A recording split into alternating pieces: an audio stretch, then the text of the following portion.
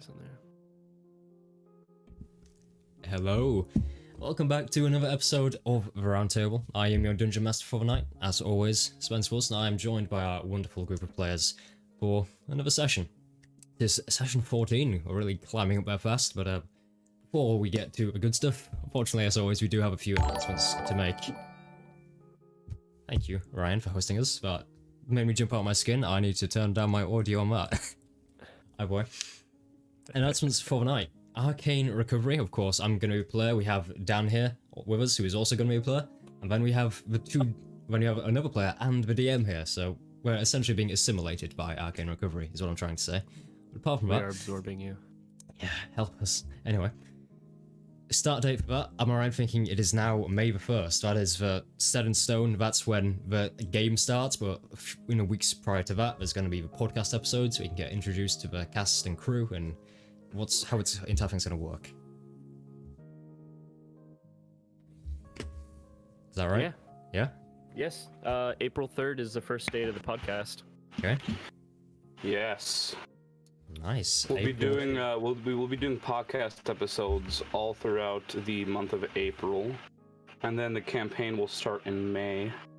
Yeah, it will indeed. And from what I've seen, it is going to be pretty cool. Cool art coming out, and an amazing staff team backing up the entire show, so it really is something to look out for. Apart from that, our channel news this time, we have sub badges, so if you aren't subscribed and you want to, instead of just having the baseline things now, let me see if I can show it on camera. You're gonna have these cool plays on gold, platinum, and silver pieces, and oh, they are gorgeous. We commissioned them. The artist who did it was absolutely amazing, and they look great. You can see it kind of on my icon in chat when I put a message in. It's got a gold piece, and it is.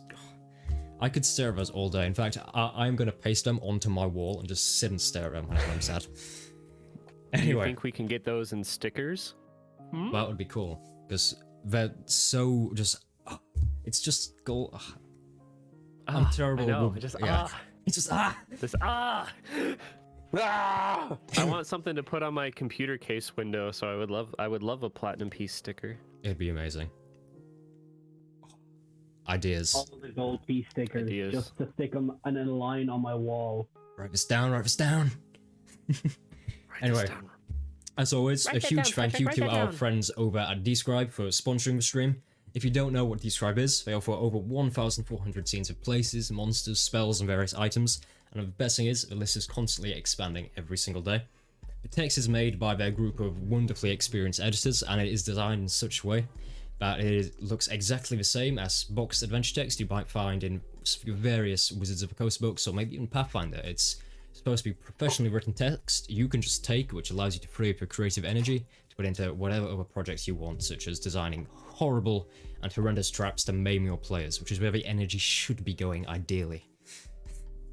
Anyway, make sure you visit describe.com/roundtable and use the code roundtable at checkout to save 10% on your subscription. That is all caps, roundtable. When you put that in, you'll save 10%, which is beautiful. Dare say a good deal.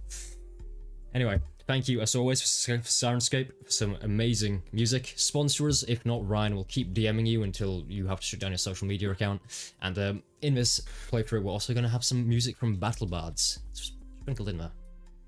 But apart from that, I believe that means we are ready to begin. Any other announcement from any of you, or are we set? No, I'm very excited to be here. Hey, this is our special guest, Dan, if you can hear him. Yeah, hopefully his mic isn't being covered up if he's using his phone. No, I have my headphone in, and I think the mic is pretty good on this, so hopefully I sound okay. It sounds muffled. It sounds like something, Are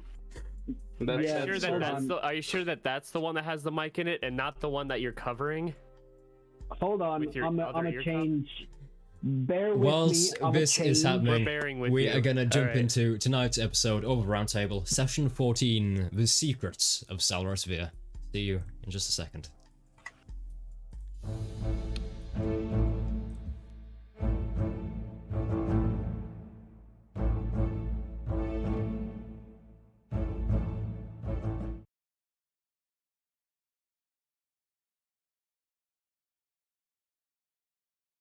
That's how you know it's gonna be a good one. My God, I haven't ever heard these. Oh yeah, now everyone has access Now to Sirenscape on Discord. This is the theme. I'm revolutionizing D&D for people. It's amazing. Like, music? I can show you the world. Anyway, before we just end up turning into a podcast where we talk about random stuff for hours. So, last session. Can we have a roundtable podcast? Can we just talk about Sirenscape for the whole campaign? Can we just for the whole episode just talk about Sirenscape? They'll have to sponsor us. Then. I mean, we're already sponsored, but sponsor all of us individually now. How have you broken me this early into a session? It's like, what, 10 seconds? Don't worry about it. Don't worry about it. Hey, look. It's our job. Deal with it, Spencer. Yeah. So, we love last you, session you undertook a daring prison heist with the aid of your new associate, Zilrona Tristley. And although here and there your plan went off the rails, you were successful in freeing both Adfair Tristley and Ulfril Nalhoris, your contact. However, after commandeering a sailing boat and making it to a small inland beach, you were ambushed by Daytoni D'Amico on behalf of the Lemon Underground. You'd unwittingly become involved in their plans involving Hellchain Prison, and now they believe you owe a debt. So with that, you agree to hunt down an escaped ex-Lemon Underground member. He goes by the name of Salros Veer, and return him dead or alive. Else, your new contacts would be the ones turning up dead. It is mid-afternoon, and as the Lemon Underground members leave you, you become dauntingly aware of a short 24-hour time frame you have. Wind picks up on a river, sending freezing mist streaming across the already cold pebbled beach. Dark clouds circle overhead, blocking out the sun on this early winter day. In front of you stands the Mr. Lofel that had been assigned to accompany you. A halfling with auburn hair and a great axe, as his allies disappear into the streets of the grey city you find yourselves in. This is where we begin. What would you all wish to do? I'm gonna walk over to Lugos and I'm gonna start. Hey, can you give me the bag? I kind of want all my stuff from it, please. Oh, sure, yeah. Here. And I pour out the fucking bag on the ground. Oh no, on the sand. All the swords and weapons and various equipment strews over the pebbled beach. It didn't register to. Oh, never mind. I just start picking all my stuff up, putting my clothes on, make sure my bandana's secured, and put on my hat after tapping it off on the dust. It's not the worst.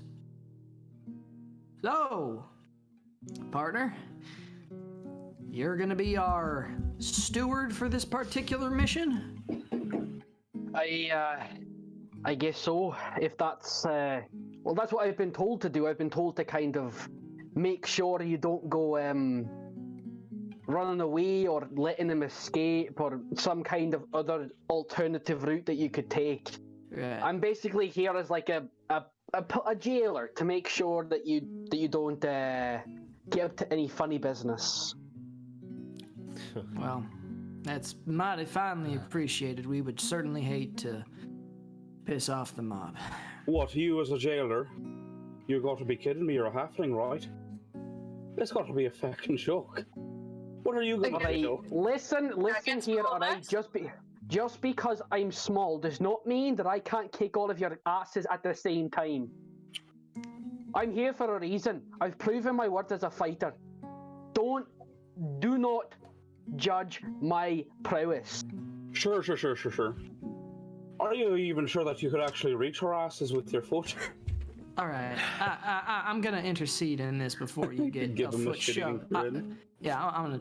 Lugos, please. We are indebted to these people now, and if this one here gives us a bad report, It's just a bit of banter, Kashaw. Come on, right? I'm all for banter, but it's just the mob. They can't be that bad. Grabbing him by the fucking scruff of his trench coat and shaking him violently.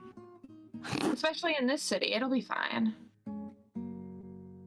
I don't think you realize how in debt and how screwed you guys are if you don't bring him back. well, I guarantee you don't want to get on this man's bad side. I'll tell you now. You do not want to get on his bad side. Yes, I did it once before, and I... Alright, I believe you. Alright. Let's just get this By the over way, with. We got no I time don't to know waste. I don't know it. Like he said, Mr. Lawful, but my name is Garcus. I don't really go by Mr. Lawful. That's just kind of a thing he likes to do. He prefers to call people by their last names. Yes. But my name's Garcus. All right, Mr. Garcus. Mr. D'Amico was very clear. He said that he would prefer this gentleman dead as opposed to alive. So if we could get this whole business of assassination just taken care of, then get on the road and on our way, I would really appreciate that. Well, it's a good thing that it's actually not going to be that difficult to find him. Right, I'm sure. Well, let's. We got no time to waste. Let's get the show on the road already. And 24 hours. Garcus pulls out the compass. Sees which way it's pointing. It is pointing directly south. Now, And he just starts heading. I would just like... wait, I need to put on the rest of my armor, and I'm like leather straps across chest plates, and I'm like, hold on a minute. I mean, you can do it. You can do it in your like. You can come on. Do you want to face him in the cape, or do you want to face him armored up? Like, we're on a very tight schedule here. It's not just your asses on the line; it's mine as well. Oh, so that's why you're here? Well, I'm like, you're not babysitting us. You're paying off a debt too. Oh no! I've been working for this man for well over a year now. But if I screw this up, it's my ass on the line as well. I don't want to get on his bad side either. I've been working for this man for near about a year. So it's either we show up with him dead, or I return saying that you're all dead. So what way do you want to do this? I'll help Maverick get his armor on. We have 24 hours to get this 5 more minutes later, my armor's on. How long does it take to get to this location, since you seem so acutely aware of it?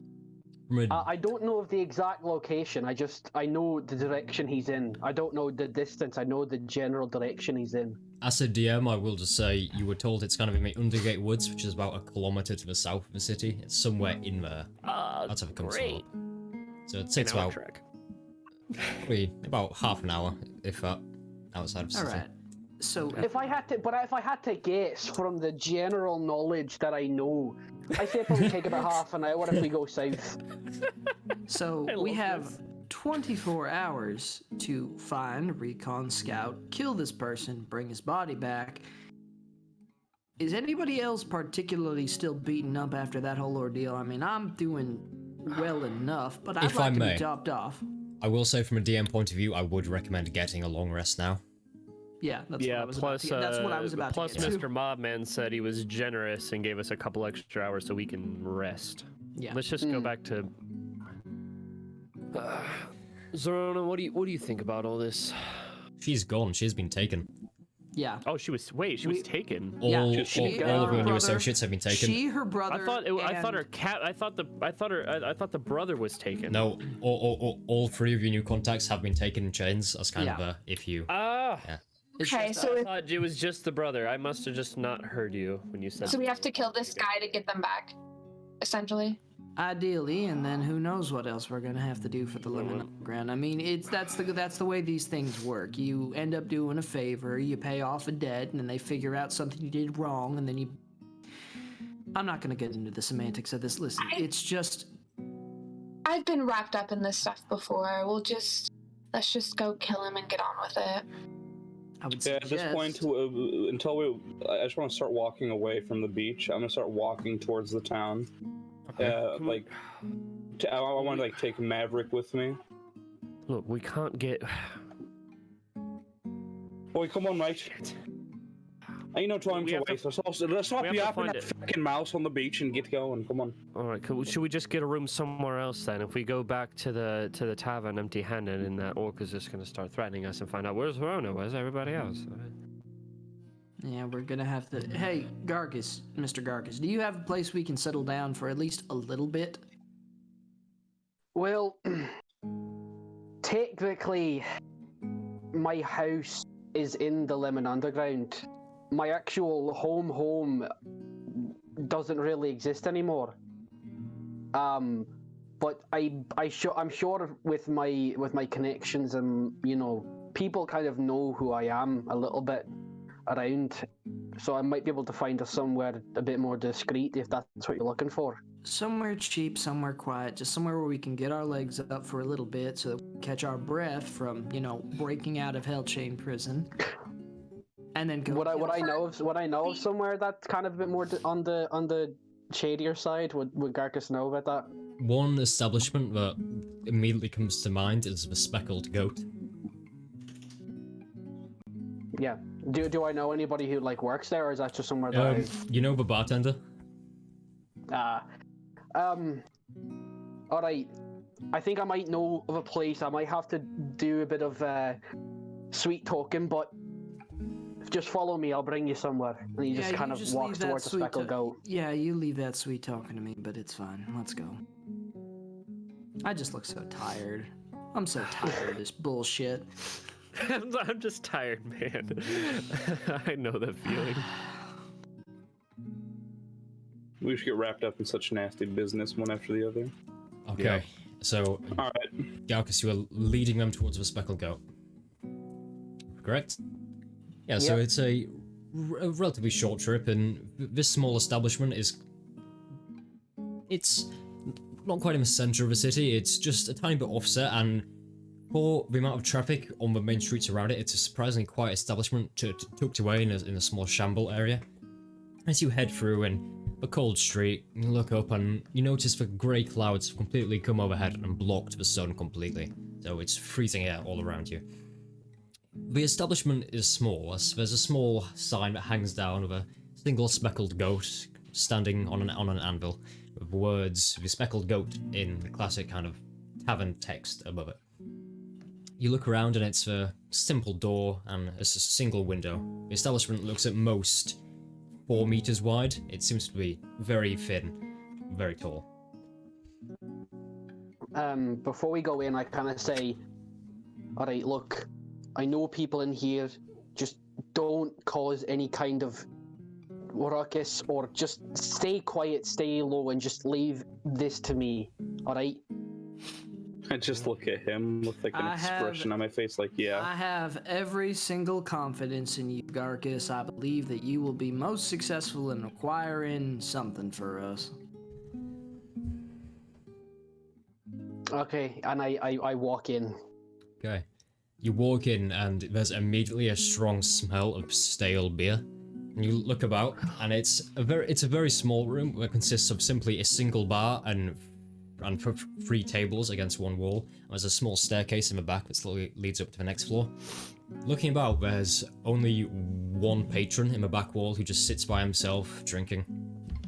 Apart from that, there's a single bartender who just sits slowly wiping down the bar, drinking himself. And you recognize this bartender. He is a human male with large chin-heavy beard, swept brown hair, and kind of an angular face. You know him as Ivan. Ivan the barkeep. Ivan! Yeah. Hello! How you doing? Good to see you again. I know it's been a short while. It's been a couple of months since I've been back. I've been busy doing work. We all, well, bits here and not there. really, to be honest, but yeah. I mean, the place looks good. The smell hasn't disappeared yet. You told me you were gonna fix that the last time I was here. Yeah, it just seems to be getting worse. Yeah, but it's the defining trait of a place, you know? Fair enough. Look, and I kind of can I reach the bar, or do I have to hop on a stool? There's an iron railing that goes around the bottom of the bar, so you can kind of stand on that and clean yourself up. Yeah, I kind of stand on that, and I kind of alright, look, the guys that I've walked in with, I'm doing the job with them, but they're a bit roughed up. They had a really bad night, I presume, or day. I don't really know what they've been up to. So is there any Sounds chance like you could, tequila. Yeah, I see. I need rooms. Probably. I hear they were out on a mad lash. When I arrived, half of them were half naked, so like I don't know what they were up to. But like, is there any chance you could put them up for a little bit, let them rest up, and then we'll go and do what we need to do? And if it's gold you need, or if you need me to do anything for you afterwards, then I can repay you that way. Look, after what happened last time, there was a few guardsmen around here, so I need to know it's gonna be on the hush. Yeah. Oh yeah, don't worry. It's all like it's super low key. And plus, if the guards come around, I have my way. Well, if I cause any trouble, and he like mimes a loud hitting. Is that clear? Yeah, absolutely. I've told them to kind of be nice. I told them to be nice to you. So they'll come in, they'll rest, and then we'll be out of your way, lickety split. Are they paying for themselves, or are you paying? Well, how much would it be? Just like to Garcus, yeah. I'll say friends rate. 2 silver pieces. Oh yeah, he just reaches in, he kind of he slides him 3. He's like, thank you very much, I appreciate this. Here are the keys. All the rooms upstairs. Can I interest you in a drink? Now, are you offering me the drink you give everybody else, or something from your own private one? Depends on your coin. If it's what you're serving, it depends. If it's what everybody else is having, I'll pass. But he kind of puts a gold piece on the table. He says, but if you have anything else. Of course, and how about your friends? Well, if there's something big enough to share, I'm willing to pay a bit more. Noted. And he turns around and heads into a back room, and you hear kind of a cluttering of glasses and something pulled out. Before he returns, he appears to be holding quite a sizable glass of gin. As in, nice. It's a large bottle of gin. Looks to be almost a liter. Puts on the table. All right. That's nice. Should make your night pass more quickly. Thank you very much. And he takes it and then hops back down, kind of jingles the keys to everybody else, and just gesture for them to follow him upstairs. Yeah, he just steps back down, turns, jingles the key, and just kind of this way.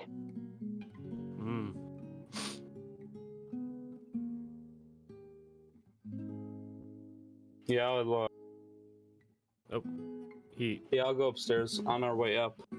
When there's no prying ears, I'm like, you're awfully friendly for someone who's part of the Lemon Underground. Not everybody who's associated with them is a mean, conniving person. You can be nice and... Look, people have their reasons for doing things, and I have mine. He just walks upstairs into the room.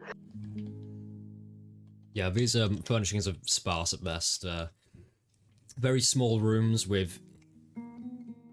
Only 2 of your rooms actually have a window of sorts. The rest of you are just cubes.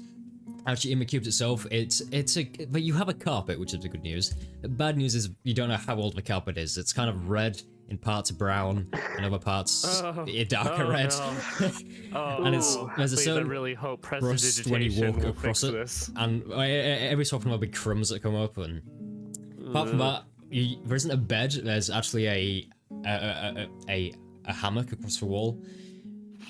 And these hammocks seem to be homemade. They're made of various different materials stitched together and put into a sweeping bag for your person. There's a small cupboard, a small desk. That's about it, and a single torch sconce on a wall. So you said we're each in different rooms, yeah? Yeah. Probably throughout the time that we're there, I'm just kind of hopping between rooms, just offering people swigs from the bottle, because I'm perfectly well rested, so I'm kind of just hopping, making sure everybody is resting, and I'm offering them sips from the gin bottle and just general conversation. Making sure everybody is sufficiently drunk. not drunk, but just I mean, unless you want to get sloshed, then that's up to you. Yeah. Maverick will a little bit. Yeah, no, as soon as we go to our room, I'm gonna go into my room, leave the door open, and kick off my boots and take out the journal and start writing some things down. Okay. The rest of you? Or are you just spending your night relatively normally, sleeping, and then preparing to head out? Yeah, Lugos will. Lugos finishing the bottle. I'm just kidding. Super. Yeah, are you guys taking drinks? Are you guys drinking from the bottle? I'm kind of like, because I'm just kind of going between rooms, having small conversations, offering drink, and then just might all just go to the same room eventually and just start passing the bottle and unwinding before we all return to our own rooms. I'd say in that case, anyone who's drinking an excessive amount make a Constitution save. Oh, hello? You cut out? Want to repeat that? Anyone who's drinking an excessive amount, make a con save for me. Sure. I'm not drinking excessively because I'm on a job. Probably not excessively. I thought you were gonna say because you're on a diet. Not excessively, but I do want to feel it. Okay. Well, in that case, should we skip till morning, or is there anything pressing any of you want to say or do all this evening? I probably would just like. Isn't much of a drinker, so he's probably gonna abstain. I'll probably like as I'm kind of like going through each of the rooms. I'll probably like which room would be closest to mine. I will say Kishore. Kishore's will be next door to yours. You're on an end room, so it's you, Kishore, Maverick, Stam, then Lugos. I know each of their names. I was probably told each of their names. Yeah, it would have been. So as I kind of enter the room, I kind of go. I kind of knock on the door frame and I go, "Do you want some more of the gin?" No, but maybe you could help me out with something else. What is it that you need? Well, it's just a peculiar thing I like doing when I meet new people. I like to know a little bit about them. It's helps the creative process of finding their song. You seem like an interesting little fella. Sorry, didn't mean to be rude. I say that about lots of people. Either way, I was wondering, how did you get involved with the lemons? That is a very long story. And you got a bottle of gin in about 8 hours to kill. So I lived in a town called Got Peak, if you've ever heard of it. It's on the Black Peak Mountains. Lance, have I heard of it? It's probably too small for you to have heard it. No problem. Thank you. Continue. I'm pretty much like when I was growing up, there was like a story that we were all told as kids. Like, you know those stories that they tell kids that kind of scare them into like doing things? Like, be good or else this person might come kill you, you know? Or there's a boogeyman knocking at your door, gonna nip your toes in the night. Yeah, kind of like that. But in our case, it was a giant white serpent. And for a long time, I thought that this was just like a fairy tale and wasn't actually real. But then one day I came home after hunting out in the woods, and my town was mostly covered in frost, and a lot of the people that I knew were either frozen or dead, and I wasn't there to help protect them. Wow. So in a kind of fury, I travelled, and I came to Colfort, and I basically got recruited into the Lemon Underground, and in exchange they promised protection for my town. You know, I just want to be a better fighter and protector for people. Like, I'm not a bad guy. I really am not. Like, no, I may be associated with them, but I'm not evil. I would never assume someone who's working with a criminal organization is necessarily a bad person. Goodness knows, people have to do what they have to do to get by. It's a very noble cause that you've set yourself upon, Mr. Garkis. And if you wouldn't mind, Well, I have to say, of all the people that I've met on my journey so far, you have been the most open about where you have come from, even amongst my own party, which is odd, but that's fine. I take a bit of pride in my upbringing and my story. I don't think people should hide who they are, and they should be true to themselves. And especially me, I'm quite proud of where I come from, and the knowledge and the pride I have for the people I grew up with is something that I carry with me. Hence why I got my tattoo. I got it to kind of represent the serpent and how it's mostly like, because firstly I want to kill this thing. That's my goal. I want to find this creature and I want to kill it. But also it reminds me that although I may think I'm strong, there's always something out there that can frighten me. Well, Mr. Garcus, I don't know how clandestine you wish your life to be. I wouldn't use your name, but I think you've got a story worth telling. And, who knows? Maybe next time you come around this little shanty, you might hear a tale. Either way, I'll take a sip and probably head off to bed. But thanks for sharing. Hey, look, I'm all for the story, but I appreciate you you listening to it and for not judging me. I guess it's nice. It's my trade. I find stories and make something of them, so that way, even when we pass, there's an opportunity for other people to find something in the stories of other people's lives. Either way, you have a good night, Mr. Garcus. I do look forward to working with you. And before I leave, is there anything that I need to know about these friends of yours? Well, I mean, Joy is a right beauty, and I would hate to see her disappointed in any way. Mr. Lugos has a big mouth on him, but he's good people. Mr. Maverick, he's an odd one, but if anybody I'd worry about most, it's Mr. Leocass. He's not a problem person. He's just got his own demons, I think, to sort through.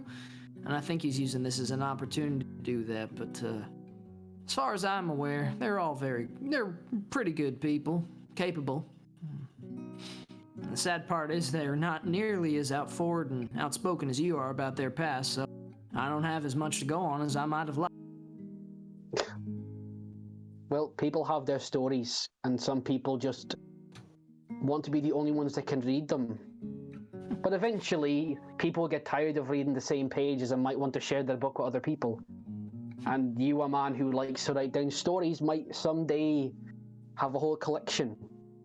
And if that's the case, then I would love to be a part of those stories. I think stories they're valuable to not only individuals but to the greater community, because it shows heroism. It shows that being afraid is not a bad thing. Well, especially for me. And you know, although sometimes it may be used to make kids not disrespect their family, you know, sometimes you get other kind of benefits out of it. Different stories for different people.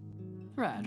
Well, functional working title right now, but I think the Serpent Slayer Garcus sounds pretty appealing in my opinion, but I'll get to that. Either ways, look forward to working with you, mister. You have a good night. The same to you. And he kind of gives him a little nod, goes back to a few rooms, and then Garcus probably just go and not necessarily sleep, but just kind of relax. I'm gonna start writing shit down, because that's a cool ass story. With that, everyone take a long rest for me. Pogi. Regen your stuff, do what you need to do. Spence, since you're a DM of Leocasa's sheet, can you get rid of that studded leather and put on his chain and shield? Yes, okay. Because I'm looking at his... 14 AC hurts me. I'm looking, yeah, well, it's 15, even bad, that's still, With his chain shield, it should be up to 18, which is good. Alright. Mine's only a 16. And then I think you have to long rest Leocas for me. Yeah, I'll do that. I'm at 14, and that's probably the highest it's gonna get. My AC is a 16. Businesses and that. Tower shield doesn't do anything. That's weird.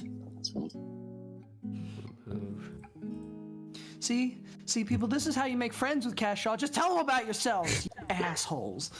Right. Lapsed in 18 He is AC. long rested. Anyway, as the sun above Coldfort slowly goes down on the horizon and the moon comes up, you all take a long rest. You spend your time talking and obviously sleeping in the hammocks, which they're a terrifying experience. You're never quite sure if they're securely attached into the wall. As every time you move, and you look as it's gone taut and the hooks are threatening to rip themselves from the plasterboard. So, whilst it is a terrifying night's sleep, you all do get a night's sleep. And may I ask, what time are you all waking up? You know your deadline is mid to late afternoon, so about 3 or 4 o'clock. The earliest you could possibly wake up, I'd say, is about 4 in the morning.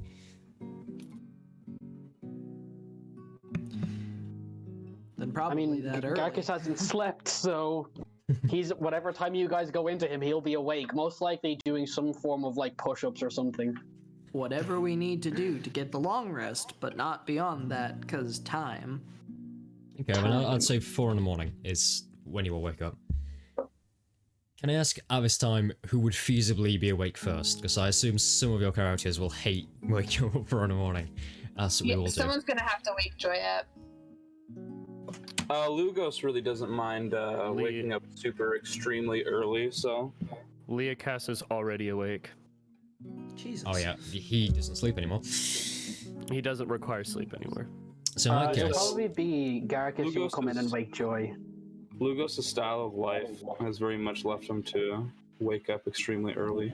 In that case, Leocass will go and wake up Lugos, and he will do that by walking in the room as quietly as he can and flicking the hammock upside down. Lugos, you are rudely awakened with carpet in your face.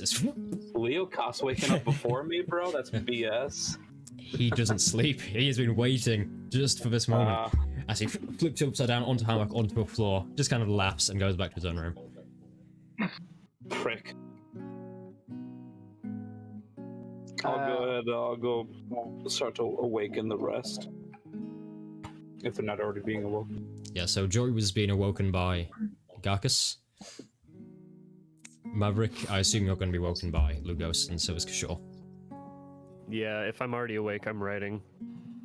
Okay. Yeah, Garcus waking someone up kind of just, it's like him just kind of like standing there, kind of whispering, like, hello, I don't mean to wake you, but we kind of have to, like, we kind of have to leave, so if you wouldn't, like, but he's also, like, covering his eyes, because he doesn't know, like, what kind of state you sleep in. You could be, like, fully closed. He's kind of like, sorry, I don't want to intrude on your sleep, but we kind of have to go. What fucking time is it? Is it 7? Is sun even up? Is the sun even? Could I tell if the sun's out? Definitely not. Unfortunately, it's. I think it's sometime in the early morning, so I don't think the sun's gonna be out yet. Why the fuck are you waking me up?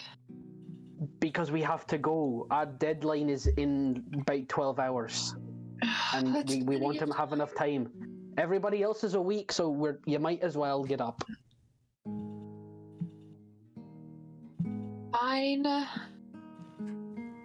So I'll slowly get up, and she slowly puts her hair together, all of her jewelry, very, very slowly. Yeah, the minute she kind of, like, she moved, like, Garcus is out. Like, he's like, yep, cool, see you later. So, in that case, Joy, as you're doing all this, you are the last down into the tavern area. As you come down, you see the bartender isn't even there. He seems to be in the back room, as the others are sat around a table.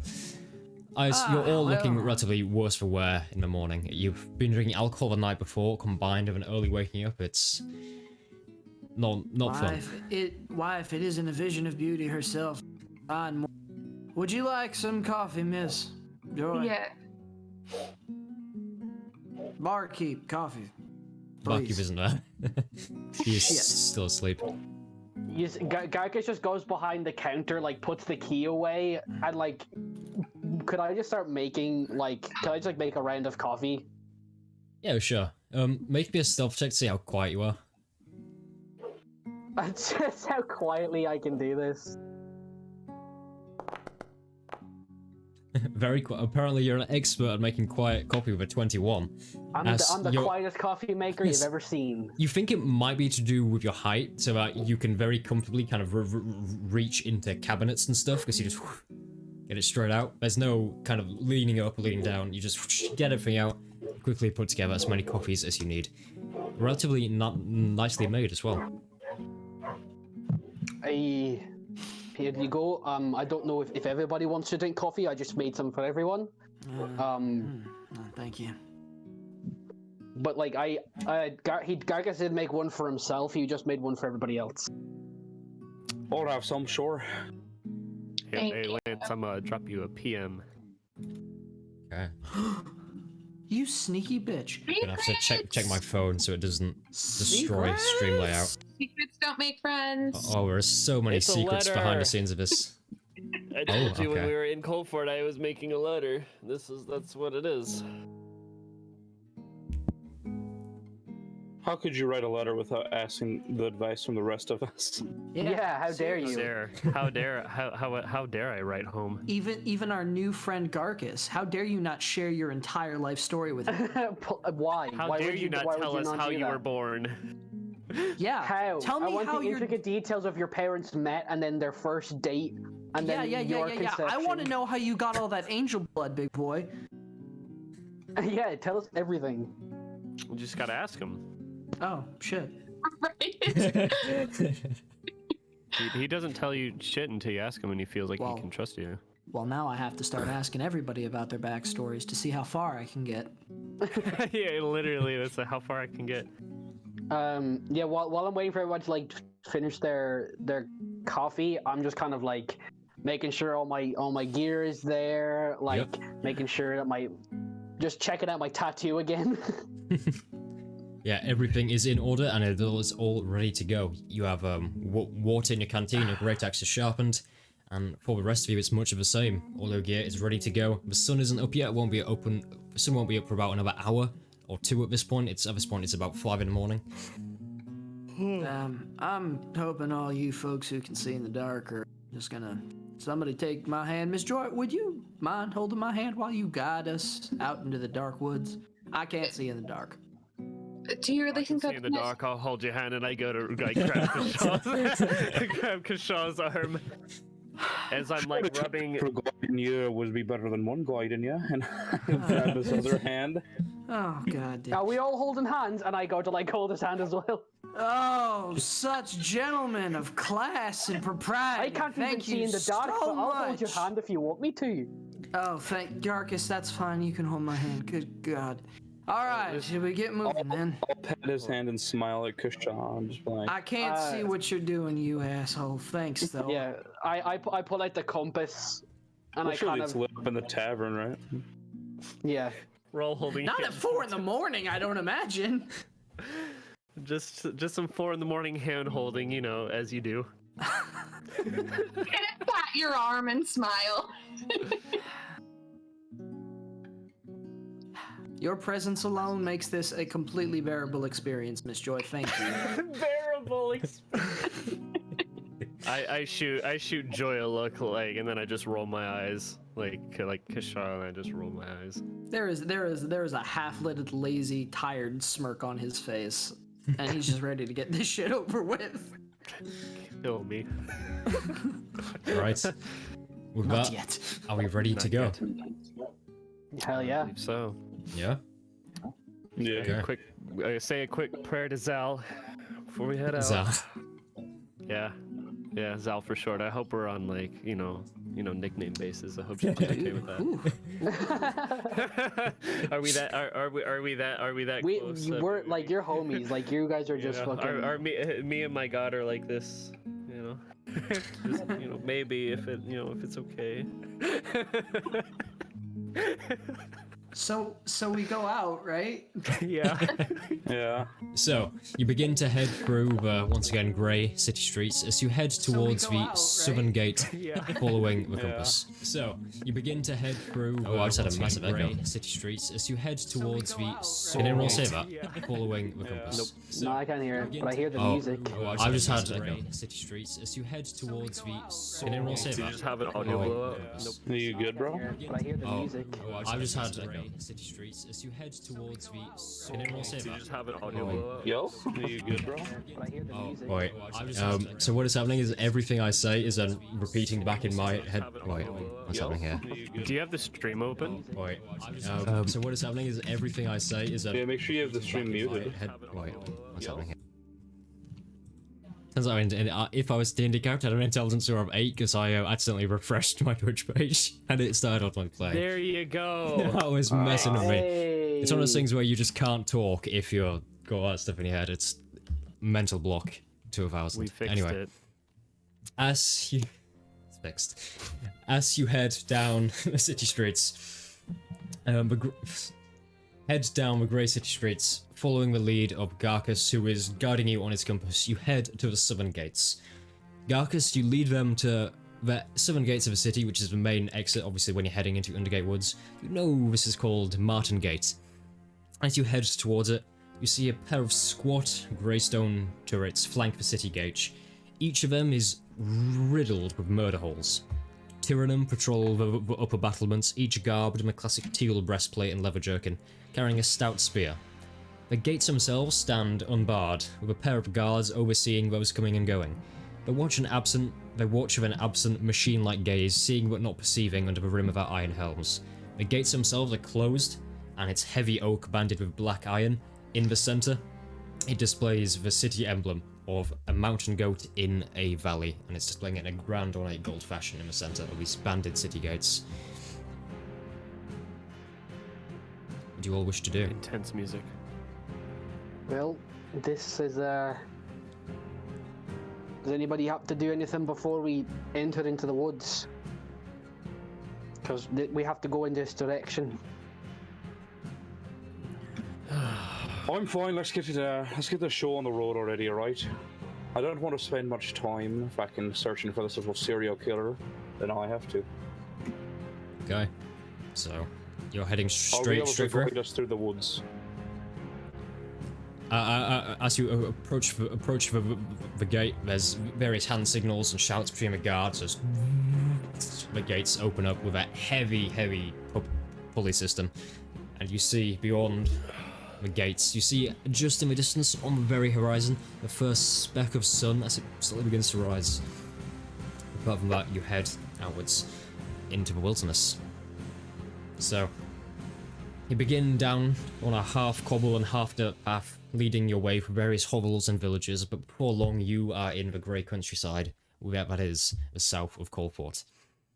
You go on for this for maybe 25 minutes, and soon enough, what we might call the entry to the Undergate Woods is in front of you.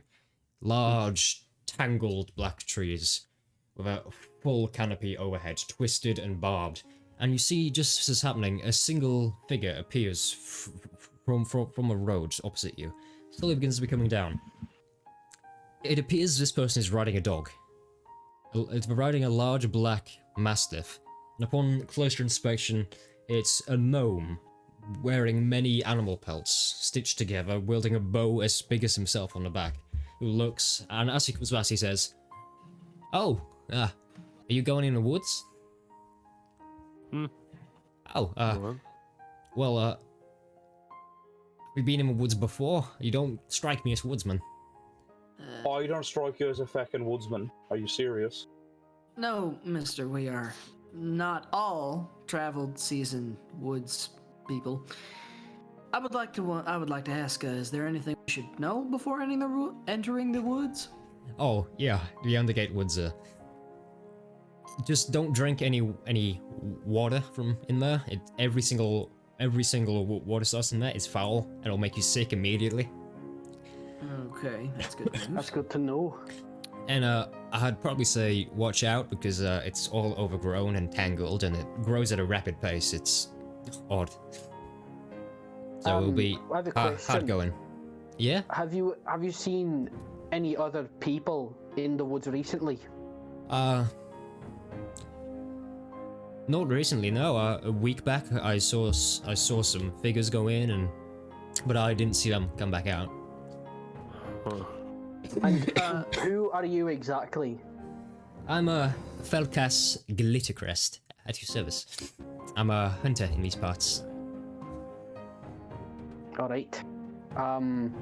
I hope that if we don't interfere with you, you won't interfere with us. Yeah, of course. I'm just selling some pelts. Grand. Ooh, the orchestra's kicking in hard. Yeah. Pretty hard, yeah. Well, best of luck and don't get caught on the vines. No. We won't. Try not to. Don't worry about it. Thanks for the heads up. Enjoy your mornings. The dog begins to carry him towards the gate of Coldfort. Okay. So, do we have a physical description of the man we are looking for? He's just going in blind. He's a here. tiefling. I will I'll say, probably know what he looks like. yeah, Garcus, you have met him a few times.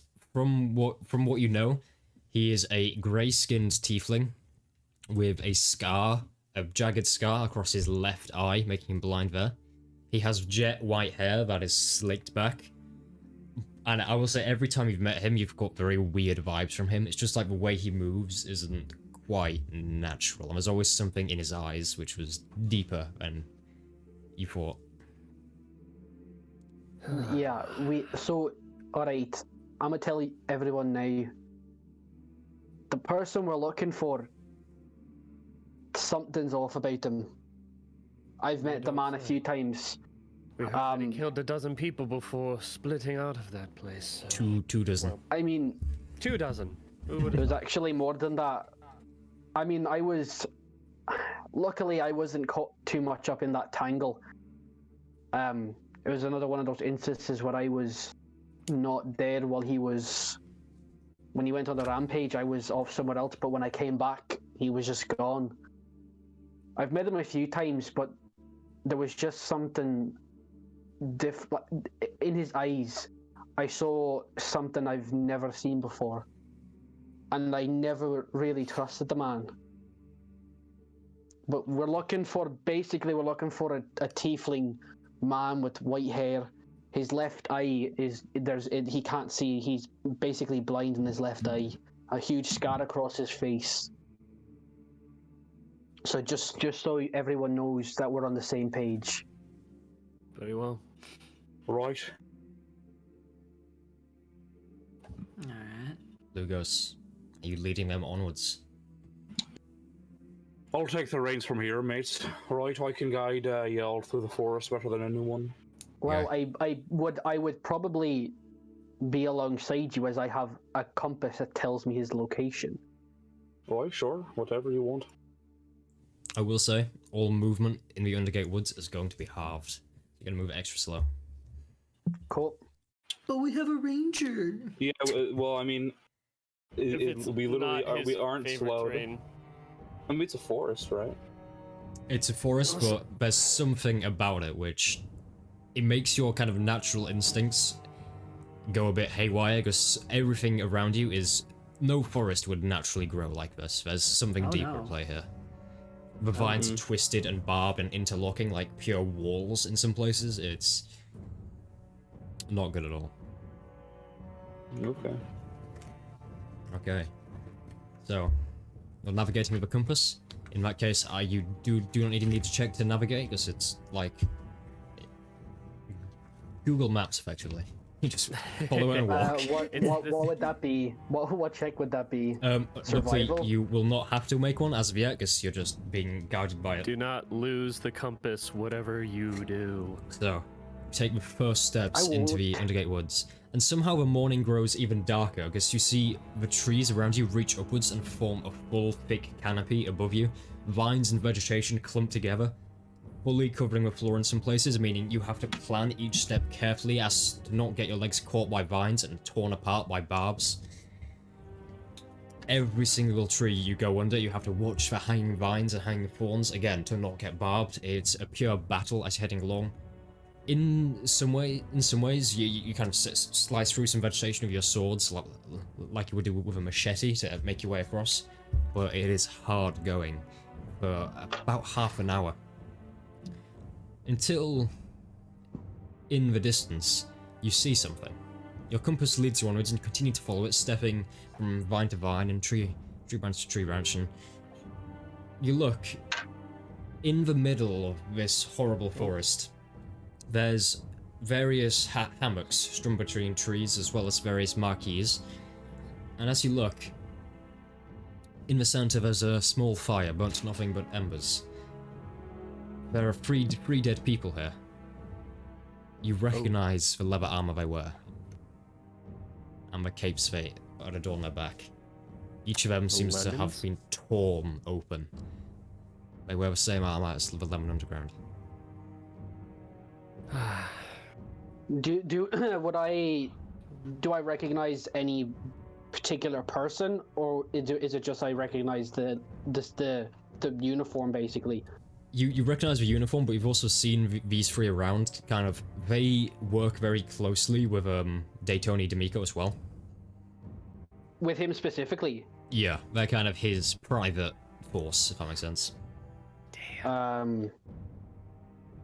I don't know if Daytoni knows about these people being dead already. Can I do like an investigation check to like see the cause of, like, is it an animal? Is Make it me a human? medicine check. Is it? Could I do a medicine to see how fresh these bodies are? Yeah.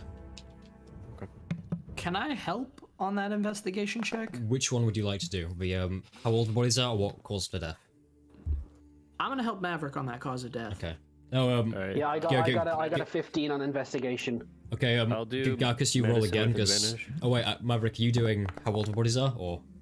Medicine to see how old the bodies are. Okay, so, you do that with advantage. Garcus, you got 15. Oh, damn. Yeah, damn 9. it was almost a 20. You can't really tell, but it's old enough where there's kind of flies and maggots around them. They're probably 4 or 5 days old.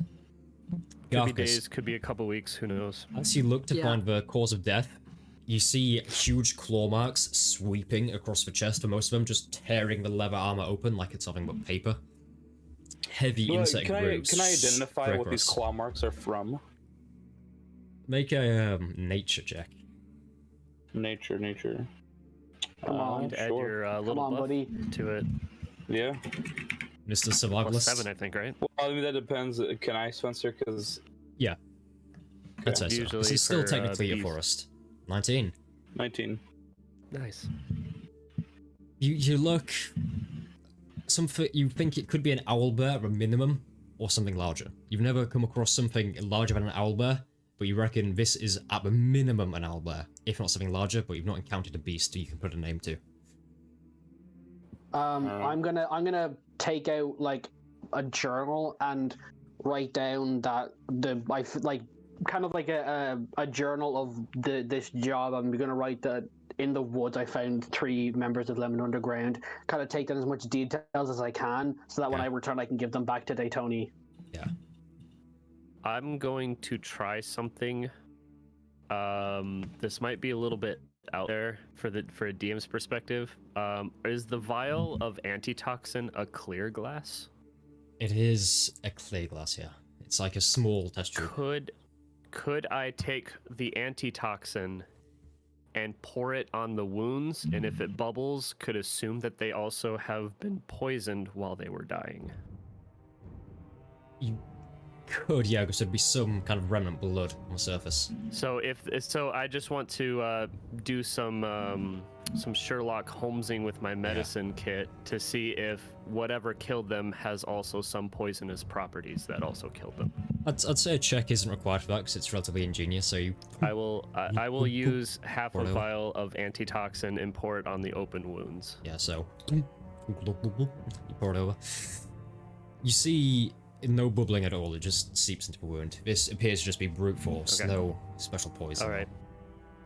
I will notify the party that, well, a little bit of antitoxin in the open wounds. It seems to have no medicinal reactions or bubbling effects at all. So it seems it probably just died from brute force and not some sort of poisonous animal, at least. So at least we're safe on that front. Maybe not poisonous. It's at least an owlbear, probably bigger.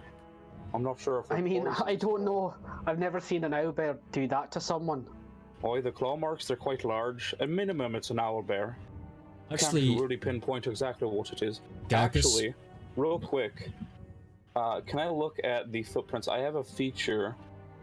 Let me see. Oh, Where right. I can look at the footprints of a creature. It can tell me exactly everything I need to know about that creature. Are you looking let for me the find it footprints real of a quick. creature that did this? Except the race. It just, right? If you don't know the race, you No, don't know I'll the race. tell you in a second. Hold on. You can keep going. Okay, Garcus, I will say, when you glance around and looking at these wounds, it kind of sparks a memory in your head. A memory that you try to repress. When you returned to your village all those years ago to see the site of the attack, there was a few people who had the same claw marks across them, where it's just deep grooves and nothing left of a torso almost. Okay. So. As in like the serpent. As in something similar to the serpent. While tracking creatures, you learn the exact number, sizes, and how long ago they passed through the area. Are you trying to track the creature that did this? Yes. Okay, roll me a survival check to actually find the tracks. Sure, absolutely. Survival. I get to add. I get to add my proficiency to that too.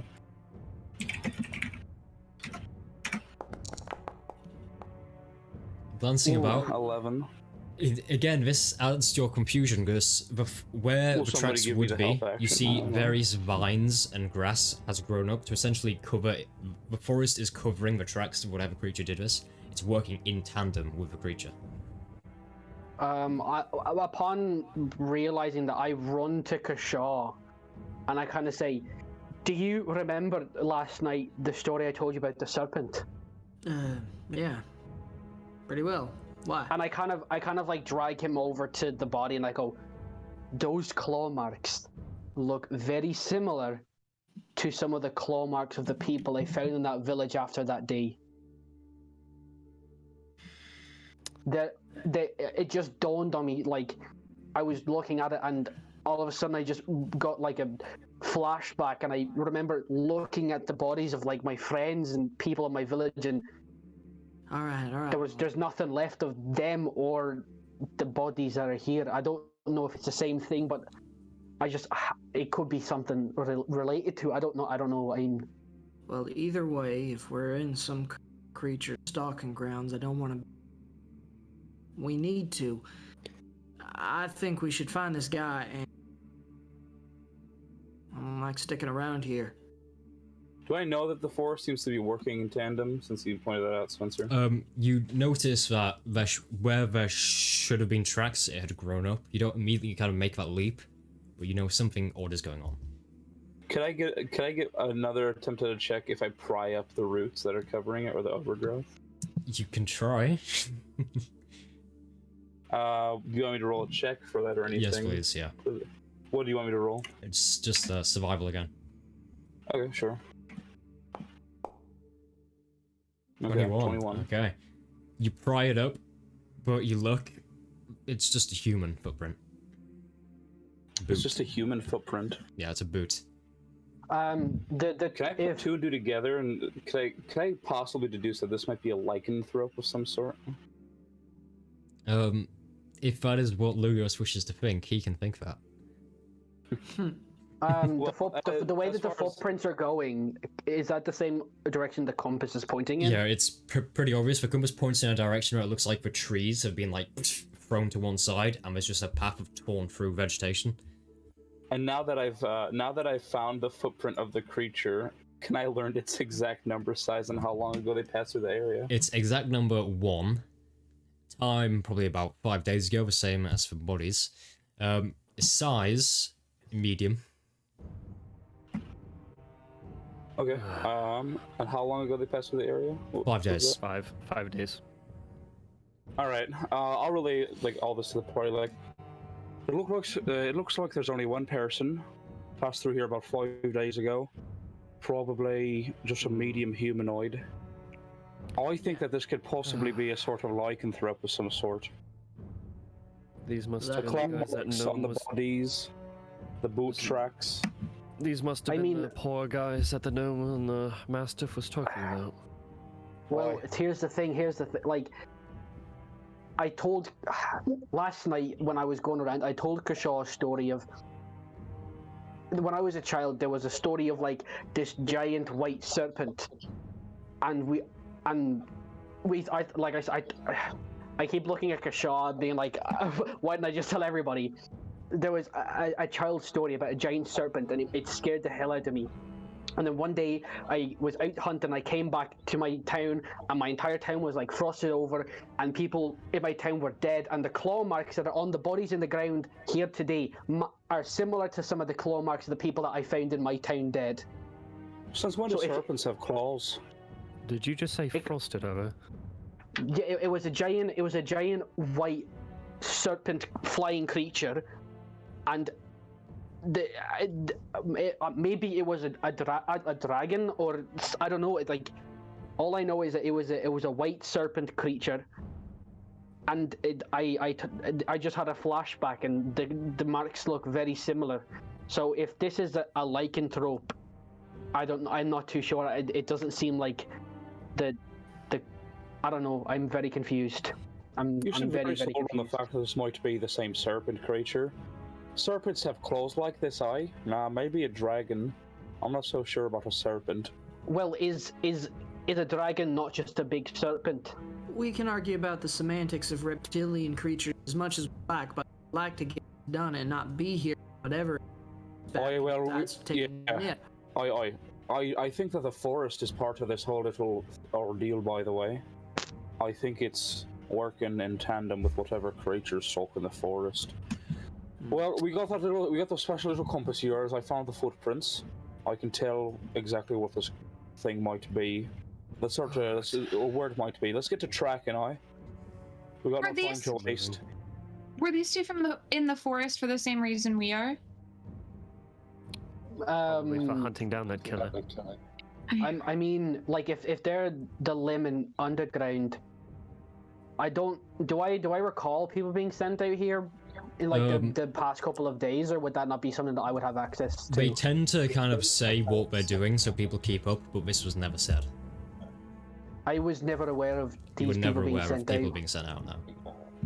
I don't remember these, because not to kind of give too much away about how the Lemon Underground work, we tend to be quite transparent with the workers and the people who are involved, but these people, they were never disclosed that they were leaving, so probably the people who sent them out probably aren't even aware that they're dead. But I when I go back, I'll let them know. And you said that these were some of DeMarco's men, personally? Yeah, there were people. I've seen them around, I've seen them around before, but I wouldn't be super close with them. But yeah, they're part of his kind of group. Okay. Hold on. Any weapons or anything on them, by the way? Yeah, are you searching them or just looking at them weapons? I'll search them. Well, now that I know that they're not like infested, I'll investigate them. Whoever is doing searching, roll investigation for me. I'll just give Maverick. I'll help him out. I'll search as well. Okay. So roll investigation with advantage for me, Mr. Maverick. Because I'm probably looking for some kind of identification on them. Well, I don't think it can get better than that. Okay, you immediately go and you search all three. On one, you see what appears to be personal orders from Daytoni D'Amico. He essentially just says, go out, find Salros Vere, and kill him. If you don't return, I'm going to assume you have been killed. As you continue to search through, I hold up the as I'm rummaging, I just find the paper, hold it up, like over my shoulder, not even looking, waiting for somebody to snatch it. I take it, put it in my pocket. I read it, and then seeing that it is from Daytoni, I fold up and put it in my pocket so that I can return it when I get home. And the thing you find weird is you look at a weapon on the ground, and it's covered in oily black blood, but also covered in kind of a watery dark purple gel underneath the blood, if that makes sense. And you search around on his pouch and you bring up a small vial of very viscous liquid. It's half empty and it's corked, and it's this watery dark purple gel, and it's got a strong smell even through the glass little test tube it's in. Could I mix the other half of my antitoxin in with it to find out what it is? Hold on. What are you doing with that? Is it? Unless, what? Do you want to feel like sitting down for 10 minutes and identifying it? Whatever's in you here could is just coated on the blade. You could just look at it and try and guess. Yeah, I don't like guessing. Yeah, no, I don't like guessing. There you go, Kishol. Then here, fine. I toss him the corked half a vial of creepy liquid. Keep me covered for 10 minutes. Take out. Yeah. I'll keep searching bodies. Don't touch the black shit on the blade. Actually, you know what? Fuck it. I won't even cast a ritual. I'll spend up a Instacast. spell slot. It's just immediately. Nice. Instacast. Okay. You hold it, identify it, and you're kind of taken aback for a second. You're not too familiar with this substance, but you've heard it exists, and it appears to be a rudimentary form of an alchemical substance that can be mixed called Dragon's Bane. I knew it! The serpent is real! Alright, so... Okay. Let's use our brains here for a second.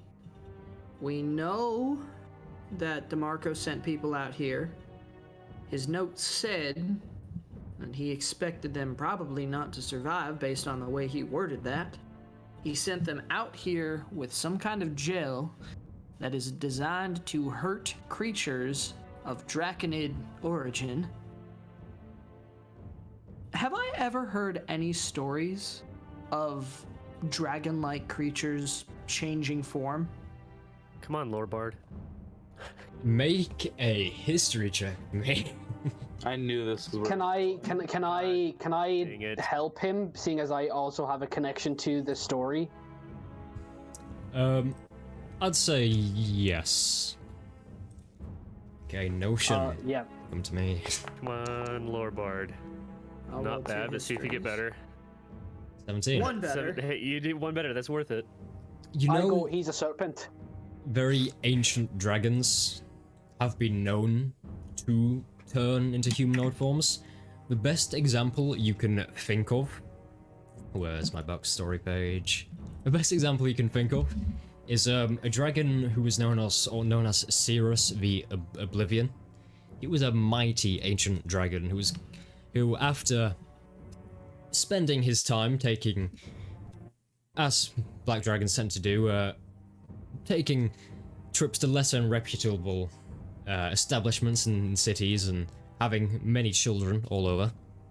But unfortunately, one of the people he came across was a powerful sorceress who, after he essentially abandoned her, cursed him to be locked in a humanoid form forever.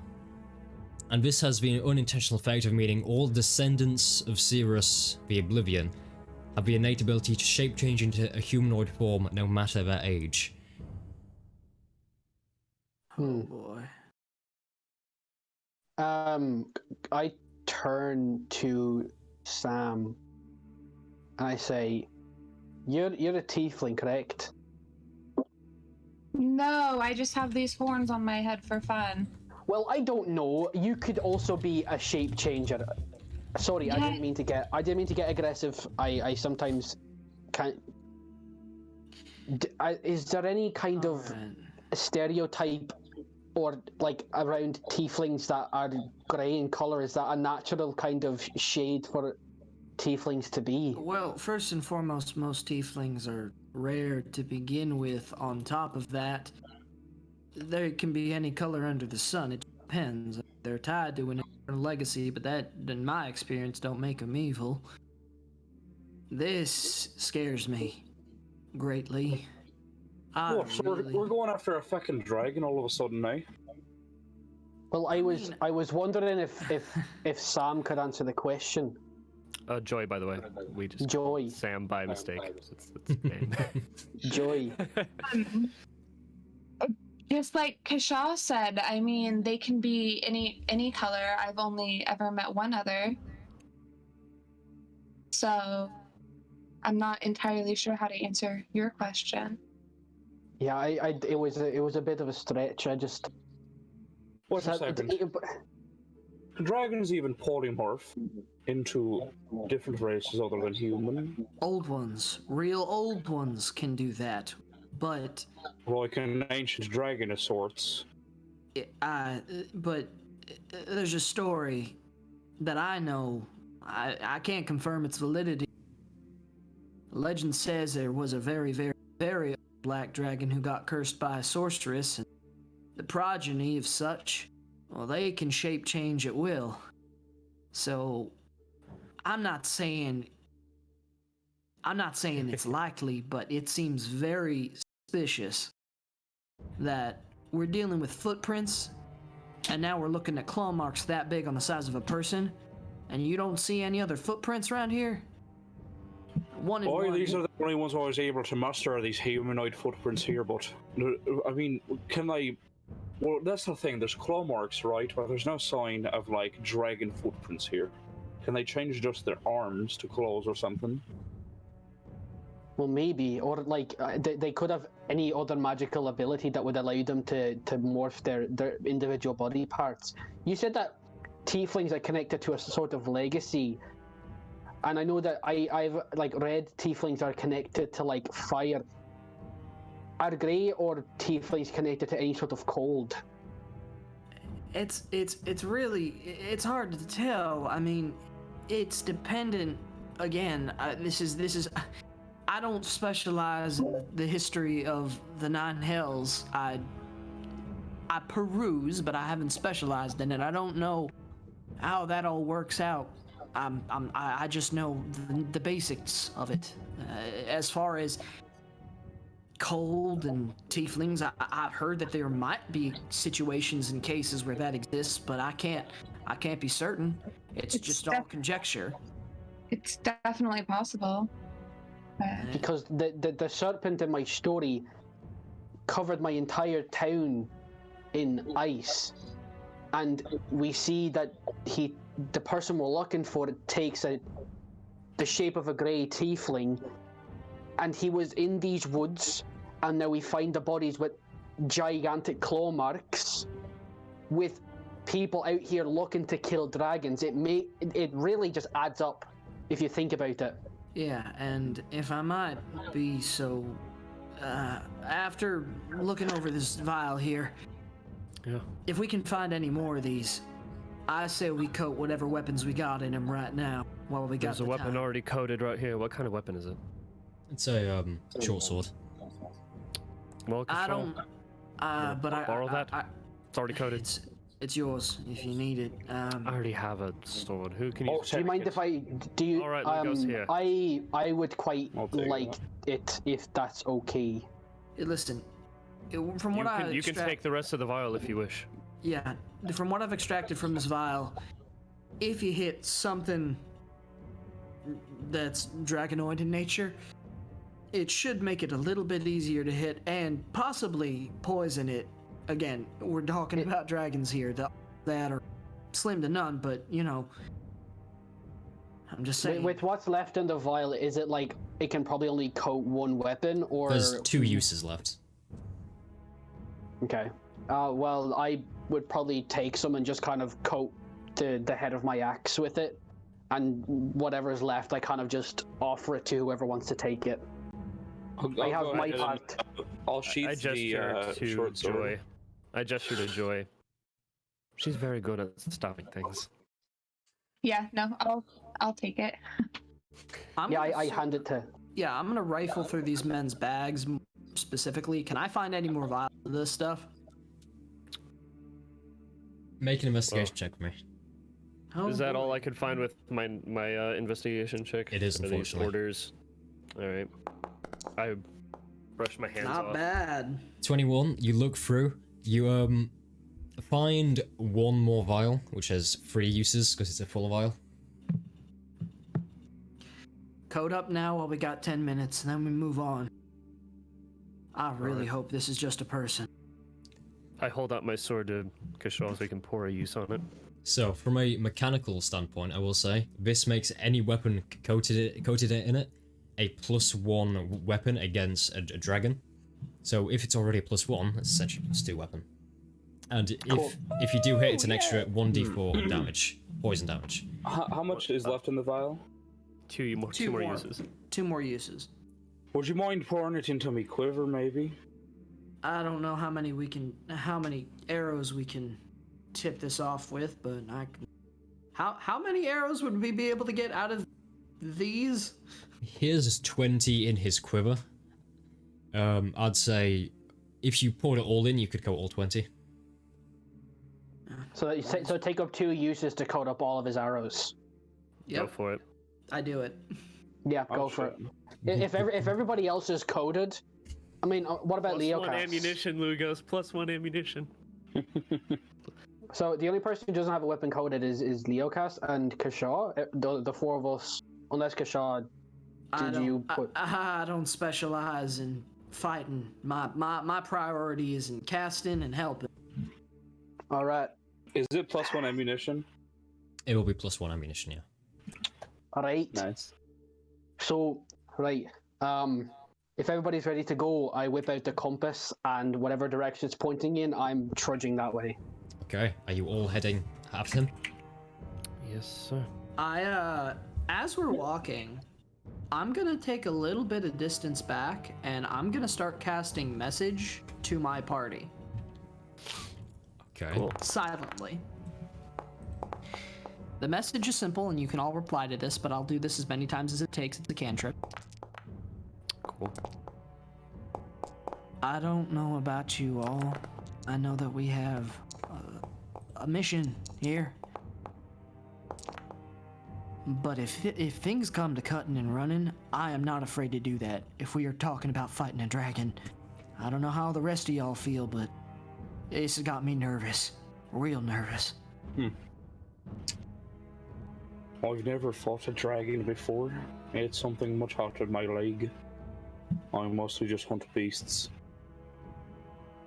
But, you know what, I'm all for the experience. But we need to know when to back down. Surely. Anybody else responding to this message? I'm not fighting a dragon. Not happening. I don't know about What if your life is in I'm danger, not gonna have right? anyone die on my watch. Again, keep in mind, you can only respond to me quietly, because I'm sending the head. message out. Yeah. Yeah. Yeah, that's So- my reply. Yeah, Joy's the only one who told me, so. What did you say, Mav? Sorry. Not sure about Leocast, but nobody's dying on my watch anyway. I send out messages individually again. Joy? That's totally fine. If it comes to cutting and running, we'll just... Lugos? Okay, well, I certainly hope that things are gonna be safer. I guess experience is one way to look at it. And Maverick? I look forward to trying to stay alive. Thanks for that. I just sound nervous. I sound really nervous. Okay. Mav just nods while he walks ahead of Kishal. He just... Sorry, Garcus, you're not in the party. I was funny. Like, even if you had sent Gargus a message, he wouldn't have replied to you. Oh, that's nice. Oh, left on red. Anyway, as on Garcus red. continues to lead you onwards He to has your his suspected purpose. location as the compass is following, you see what is your suspected location. Embedded into a rocky hillside, covered in flint and ores, a gaping cave maw looms before you, seeming to grow ever wider as you approach. There's a rich smell of earth and mold, an echoing pulse of dripping water surrounding your senses as darkness flows from this opening. You see vines just stop on the edges, threatening to grow into it, as it kind of beckons you forward. As we're walking, the attack that was there, is that the same one that I've been reminded because of the infirmaries? The one that I was told looks like a wolf attack. And that the, no, that was some other information you've heard. I was actually in the city Okay. itself. Oh, on the outskirts, okay. Yeah. It's Alright. not the same thing. Okay, I'm gonna motion for everyone to stop. I'm gonna put a finger to my lips, and then I'm gonna cast message to everybody. I don't think it's smart for us to talk out loud anymore. If you have something you need to say to somebody, you tell me and I'll tell them. I'll just keep playing telephone, alright? So what's a telephone? Sorry. I'll just keep being the letterman, alright? Alright. Telephones don't exist, I'm sorry. That's a slip of my tongue, my apology. That's a great idea. In that case, welcome to the quiet place. Yeah, no, I'm going to be casting silent message. Anybody has assumed that I am sending messages? Mav, just in case you don't know, you are muted. Yeah, that's fine. Alright. It's a quiet place. Yeah. Ha! Ha! So, are you heading in? Let's go. Just waltzing straight in there?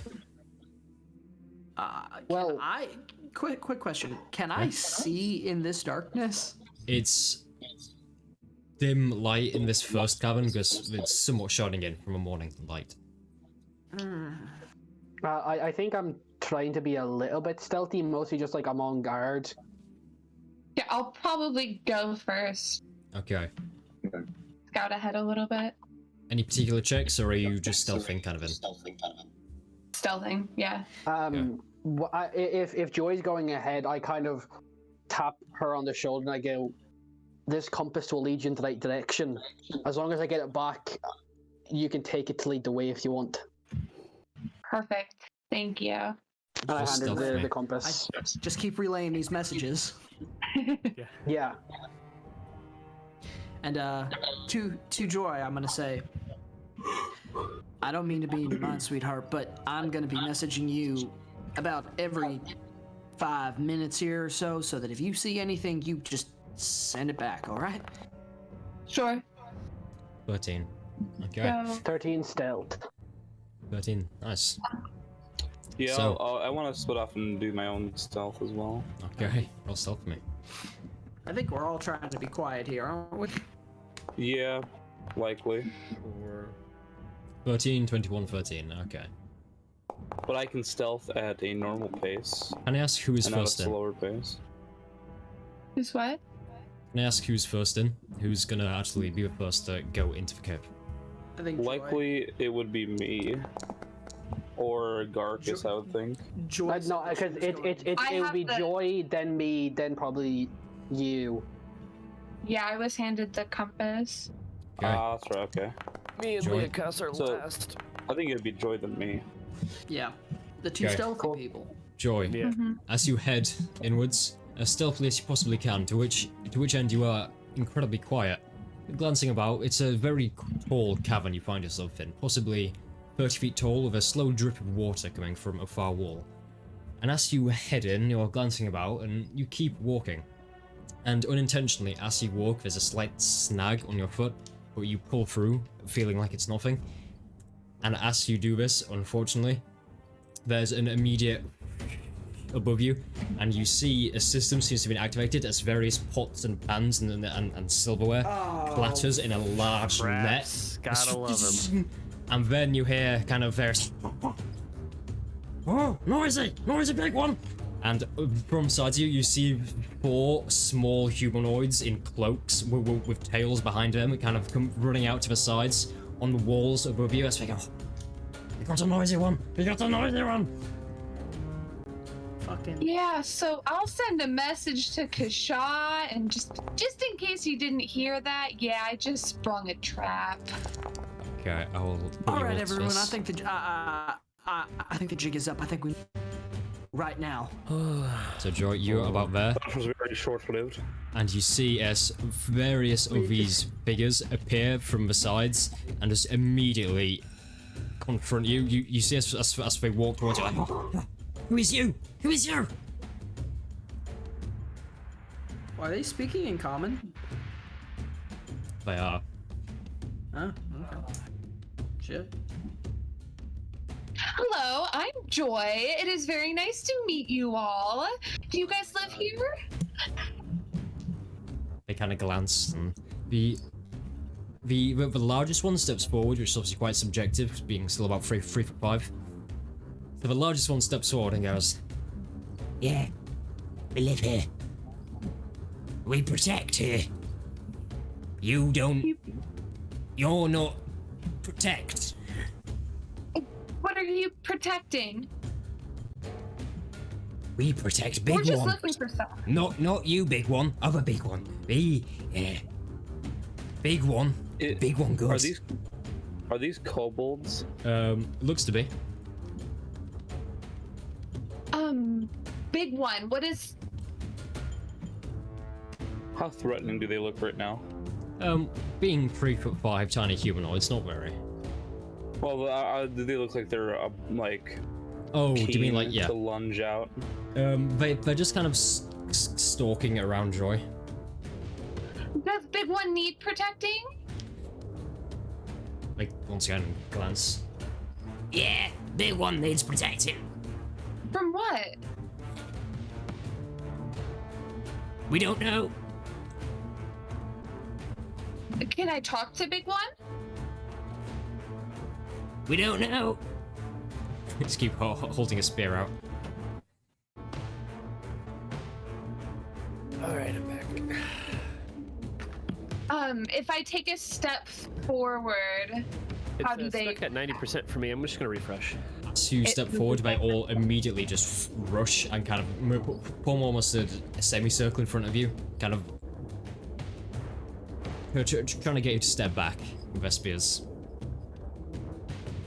Okay, I'm not gonna step back. I'll have my hands kind of up, trying to show them that I'm not here to fight them. And I'm relaying this to Kashaw just in case they can't see it.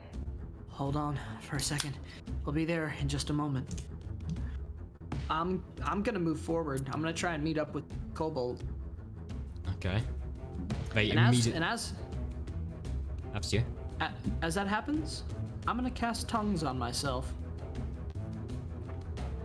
Good shit, man. Okay. Do I see what they are? You see they are kobolds, yeah. I'm going to speak in Draconic. Wait, Joy first. You go. Does the big one look like you? We don't know. We've not seen big one, but we know he's there. They don't know much. I'm gonna move forward, and I hear them speaking all this in common now. As It is in I common, eventually catch up with Joy. Do I eventually catch up with Joy? yeah. Yeah, you'd be about that. All right. I see them. I keep crashing. I'm upset. I'm going to speak in Draconic to them, Okay. and I'm gonna say, "We know Big One is here. We know you're protecting them. We seek an audience with Big One, or if you'd like, we have offerings for him. We'd like to deliver."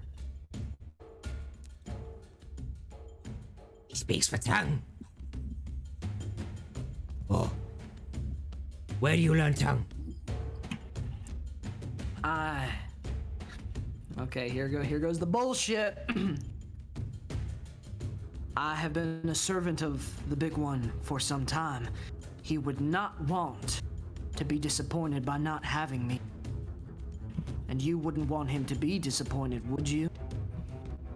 Roll persuasion. Alright. That's my wheelhouse, boys. Please Good don't shit. fuck. Please don't fuck this up. Please don't fuck this. Please don't fuck this up. Please don't fuck this up. Oh God! Not me one. guess. She fucked it up. While this conversation is going, can I? What? Like, I got 13 on my stealth. What? I want to like try to like stay low to the ground Okay. and get a better position. I lost everything to Foundry. I can't see anything. Oh. That's, No, the host is crashing out on me, by the way. I can't connect anything. that's weird. I'm like pulling my cloak tighter around me so I can look like a rock, basically in this green-blue cavern. I don't seem to notice it. I don't see anything. I'm getting like I really crashed close out. to I this crashed one, and out I'm like again. sneaking around. Yep. crashed out again. Okay, I'm just gonna temporarily. Might just have to restart my computer because I'm gonna have to go. Sure. And, yeah, I'm I gonna would have like to to- like, go and come back. I'm gonna have to restart my computer. I can't do any of this. Am I able to stealth around them? Like, From the looks of it, yeah, Yeah, because I they're crashed just out so. again. My They're RAM just is so. fucked. Hold on, BRB. I'd like Absolutely, to climb kind up. of, yeah. I'd like to climb up here. Okay. Roll a athletics check for me. Can I do acrobatics? Yeah, sure. Sure. Yeah. Thanks. Well, Sure. As Lugos Yeah. is doing, it's they all turn towards you. 22. Yeah, that's fine. Just put yourself up there. As Lugos is doing this, you turn and you say this to them all, and they all go. Big one turned you into a human. Oh. Big one powerful. You take a glance around at each other. wait, they believe that on a natural one? The fuck? It's an 11. Fair enough. Okay, they guess they're that dumb. He nods. He nods. Very powerful. Very powerful. Which is why you won't want to keep us waiting. We have a meeting with him. No, no. No one goes to Big One. Big One stays asleep. We stay here, protect. And you're doing a very fine job of that. You stay here. You protect. We will go speak with Big One. Not wake, but leave offering. Leave offering here. Big One comes gets it.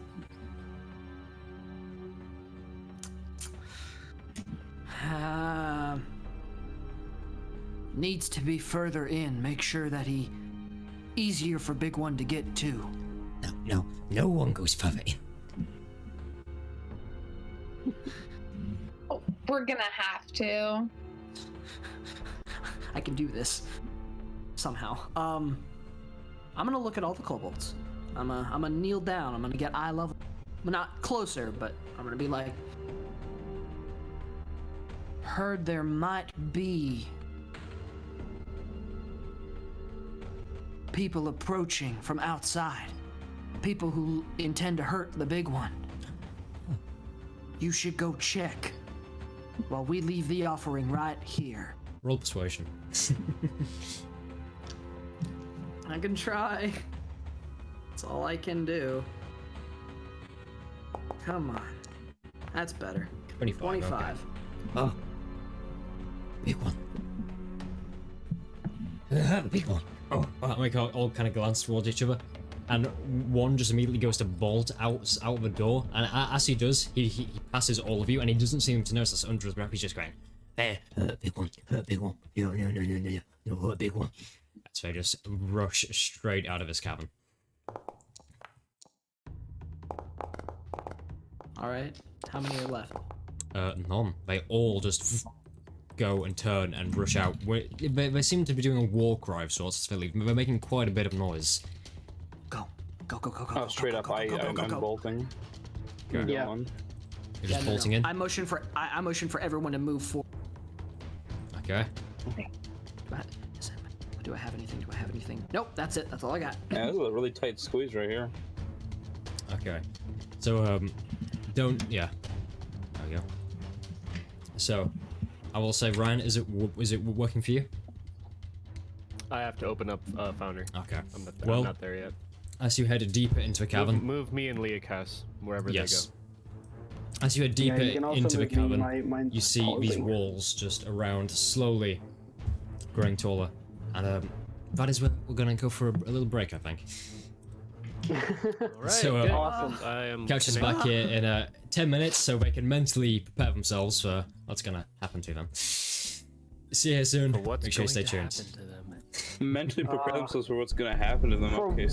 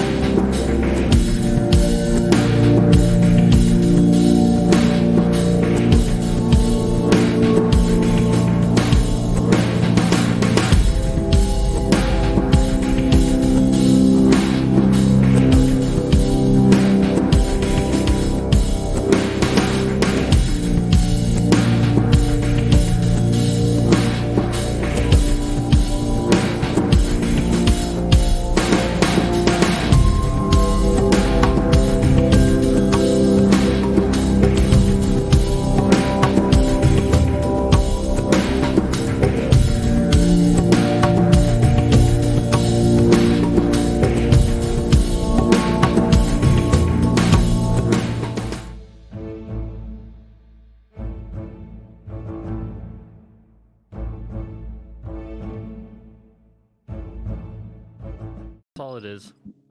Yep, it's a very large lizard. Okay, so the wizard isn't here to cast enlarge on it. what you're We're actually fine. fighting is a Komodo dragon. Anyway. Oh, okay. Welcome back from a that'd be break. cool. Oh, hope you have snacks and water, whatever you need, as the party is going to delve deeper into this mysterious cavern, which I have found as we're tracking down Salros, who now they have assumed may be a dragon. Anyway, as the kobolds have skittered off into the woods, chanting things about people harming the big one, thanks to Kishor's wonderful ploy, you are all now heading further along. So, as you head further down into this cavern, you notice very quickly there's something odd in here. It's incredibly humid. In such a way that you see moss growing on every single wall to some extent, and every rock space is slippery. It's suffocating and it is dense, and the further you go into this cavern, the worse it gets. Anyway, as you head onwards, the first bit you come up to, you see, obviously the cavern passageway heads straight on, but to the right, there's a very small crevasse. Nothing can really squeeze through there, apart from, obviously, incredibly agile people. Looking down the small crevasse, you see what looks to be an ancient sleeping bed, and looking straight on through the cavern, you see what looks to be a large freshwater pool. Which way would you like to go? I'm gonna keep going straight. You keep going straight? Yeah. Whatever way the compass is pointing, I'm going that way. The compass is Yeah. kind of pointing diagonally north on the map. I can squeeze through this crevice, right? Yeah, you would be able to. Okay. Just from my pure size, because I was kind of giggling throughout the passing, because you're like, the kobolds are like 3'5". Yeah, same They're as you. taller than me. I'm very short. In real life? Okay. Yeah. Anyways. Yeah, I keep going. I come across this like water pool. Weird. Yeah. Okay, so Don't can I ask drink where the it. rest of you are Don't going? drink the water. I'm not gonna drink the water. I'll need to take control of Leocasta's token. Yes. Where would you like me to move it, sorry? Hmm? Where would you like me to move it? Oh, probably like just behind me or wherever I go. Yeah, I'll just constantly move it behind you. Can I ask I'll what peek you were through doing? the crevasse.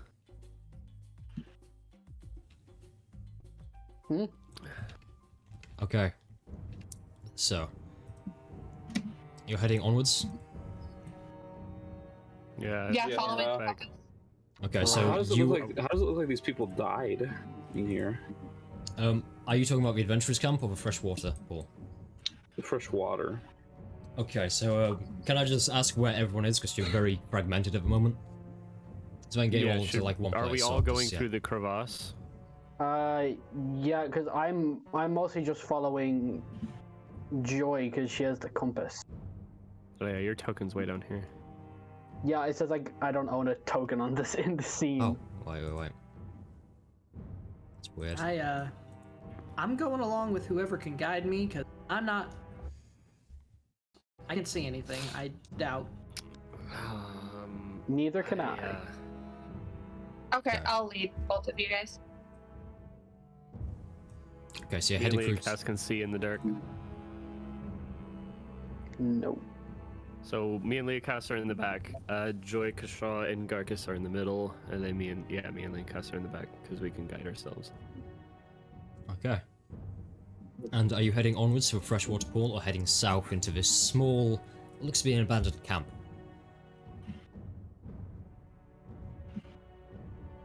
I'm just following the compass, so up towards Okay. the So you're pool. heading straight on. Okay. Yeah, Lugos is Yeah. in the freshwater pool Yeah, area. so you all enter this room to see Lugos already here. It gets progressively more humid as you enter this place, and in the central room is a large steaming freshwater pool, bedded about a foot into the stone floor, with slippery moss-based plants clinging to the limestone surround. A single skeleton floats in the water here. No skin or flesh in it, just a boiled skeleton floating in the warm water. A ladder rests the south of the room, taking you up to a higher elevation, and a single exit leaves the room. And you notice it's quite weird because large rib cages are set into the top of the wall like DIY archways. You notice the walls here are very fragmented and stony, easily climbable, which is good. That is very good, actually. Yes, we keep wiggling through the crevasse here. Yeah, I'm kind of foraging ahead. I'm kind of trying to like look around at the surroundings, see if there's anything I can tell from like the death of like these adventurers and like the area. Yeah. Can I see this little sleeping area to the south directly to me? You can, yeah. There's like a passing glimpse of some beds out. I'll want to probably search through that. Okay, so you're heading down the rest of you are just chilling in the freshwater pool area. Yeah. Okay. So, There's no point in all of us going down there. Nah, I'll just want to do a quick investigation here. yeah, you look and it's a very small area of 2 torn sleeping bags sat next to a rusted iron pot in the dark, hidden chamber. Moss clings to the walls here and various insects seem to have made their homes in the sleeping bags, and on top of one sleeping bag is a small leather-bound journal. Journal time. Exposition. Reading time. It's reading time. Okay. So, take a glance through. It seems to belong to a man named Auric. There's no last name, and it details he and his brother's quest to find a gem known as the Eye of Bezier.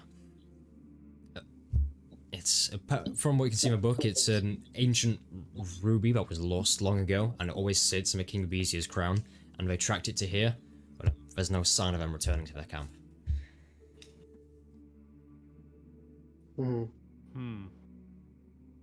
The little gap, just from this, like, because I'm like I've said, I'm pretty short. Can I try and squeeze through there? Like, is there enough room for a small boy to fit through?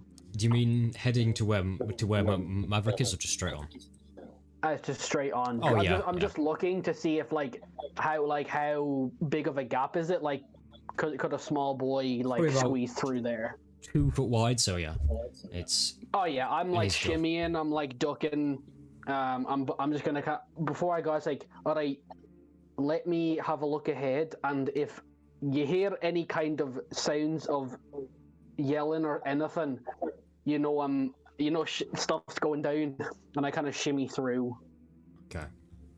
Yeah. So what do I notice inside this room? By the way, is there anything that can tell me about what we might be facing or what this area might be? Roll investigation. Anything for you, buddy. I'm in a cave, so I'm guessing despite the cave being in a forest, I don't get my benefit. Unfortunately not now. Caves and forests are 2 different biomes, buddy. Yeah. Well, Glance I can't about, tell shit. You can't really make out anything are here. absolutely cursed. It's just very. It looks almost like a geyser almost. It's very hot, and every so often there's a sort of water. There appears to be signs of recent flooding here. Okay. Are there mushrooms here, right? There are small bioluminescent mushrooms, yeah. Bioluminescent. That usually means not very good. Okay. I carry on going about my business. I want to check out this like archway up here. Okay. I'll just get everyone into this room first before you do that. So I assume you're all at this point heading to Freshwater Pool. Yeah, I'll keep the journal though. I'm gonna squeeze on out of here. Yoink, yoink, yoink. Okay, so as you all enter this room, Lugos is forging on like a blur. As you enter the room, you just see him disappear onwards. And so are you immediately going for and acting almost like a forward scout? Yeah.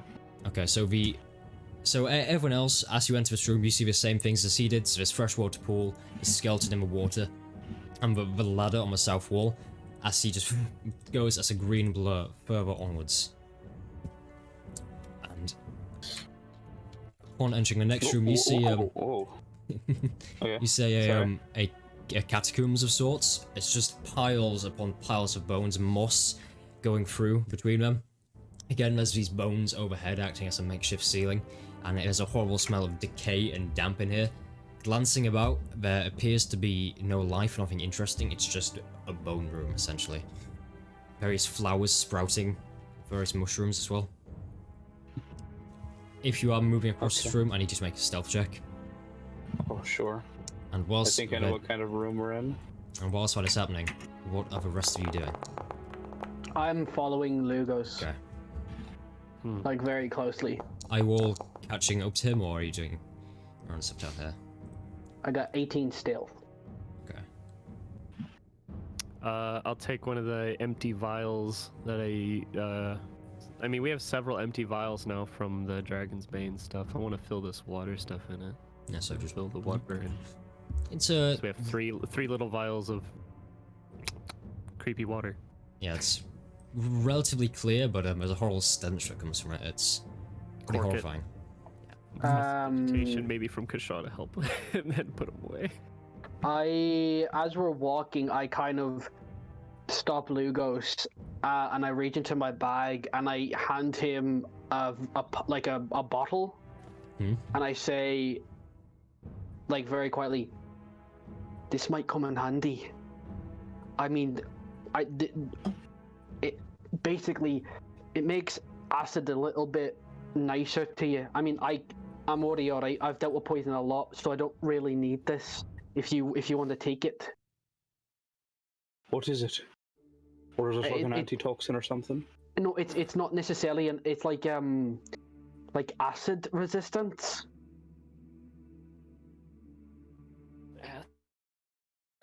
I kind of hand it to him. So like when you drink it, you have resistance to acid damage for an hour. It's a potion of acid resistance. Nice. I take it and I just like put it in my belt. I'm already resistant to poison, so. Acid and poison are different, though. Yeah. Yeah, but you know, I can take it. Okay. Well, I got a 25 on my stealth check, so. Okay. Yeah. So. I'm forging on. Okay, you're just forging straight onwards without waiting for yours to catch up. Yeah. I will probably attempt to catch up. Either way, it appears that Lugos is forging on either way, and as he heads from the catacombs outwards, again through another thin corridor, as you're walking along, unfortunately there's a under your feet, because you haven't been glancing around to check for anything out of the ordinary, and this was exceptionally well hidden. As there's this crack under your feet, the floor immediately slides to either direction, and I need you to make a dexterity save. Oh, fuck. Okay. You would be here when that happened. Oh, that's nice. 22. 22. Okay, so you jump to one side, and glancing behind you, you see the floor has opened up, and it looks like water is just flowing into the stone pit below it. Seems to be a drowning mechanism. Did it make a noise? Was it a loud noise? It was just like a heavy stone crunch as it opened up. Which the rest of you will have heard. I'm gonna make a perception check right now for any other traps. Or perception for me. Yeah, the rest of you definitely heard this stony crunch ahead in passages. Yeah, I've kind of went back just to make everybody still kind of like no one's basically run off. So I'm kind of just taking count of everybody. Did the compass still say we're heading the right direction? Yeah, the compass is just pointing onwards. I'm just enjoying my time holding hand. Sure. I believe your friend is kind of forged ahead, and I heard the loud cracking and I heard the loud noise, so I don't know what's become of him. No, he likes to do that. Well, you know, if your friend is known for forging ahead, maybe you might want to pick up your pace. I'm gonna cast message. I'm gonna be like, Lugos, you there? Still alive? Boy, I'm still here. I'm fine. The fuck just happened? A bit of a trap, I believe. Watch out. Watch your step. All right. I tell the rest of the group. So it seems like there's still some traps that we need to be more careful. Just all right. I can't see them, so if anybody's I'm kind of just a sitting duck. I'm gonna be up with Garcus up here and follow him, but I'm also gonna be actively perceiving traps if there are any. Okay. Yeah. So, this gives you all time to catch up to Lugos as you head along. Hey, not bad. Both of your perceptions, unfortunately, didn't really discover anything. As you're looking for traps, it appears to just be, apart from this general rock, where the stone has come Can I apart, you specifically see the point floor out to is them where it still... was? Yeah, but it's Okay. actually still a gaping hole as the water is pouring into it. Ah, great. So would I need to like jump across it? It's Or about maneuver? 5 feet by 5 feet. I'd say if your strength score is higher than let's say 13, you can make it without any checks. Oh, that's easy. Easy. Yeah, that'd be easy for me as well, and same with Leokas. Yeah, whoop. I can't move there. I can.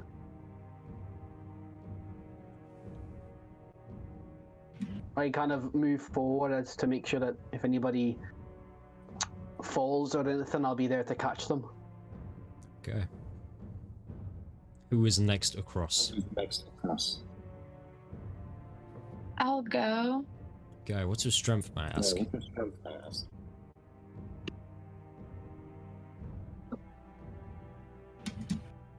14. Okay, so again, you can make it across without a jump. You just kind of go across, no checks required. Leokas can luckily do the same, and so can Maverick, It's which me. means Kishore. I'm that bitch. Yeah.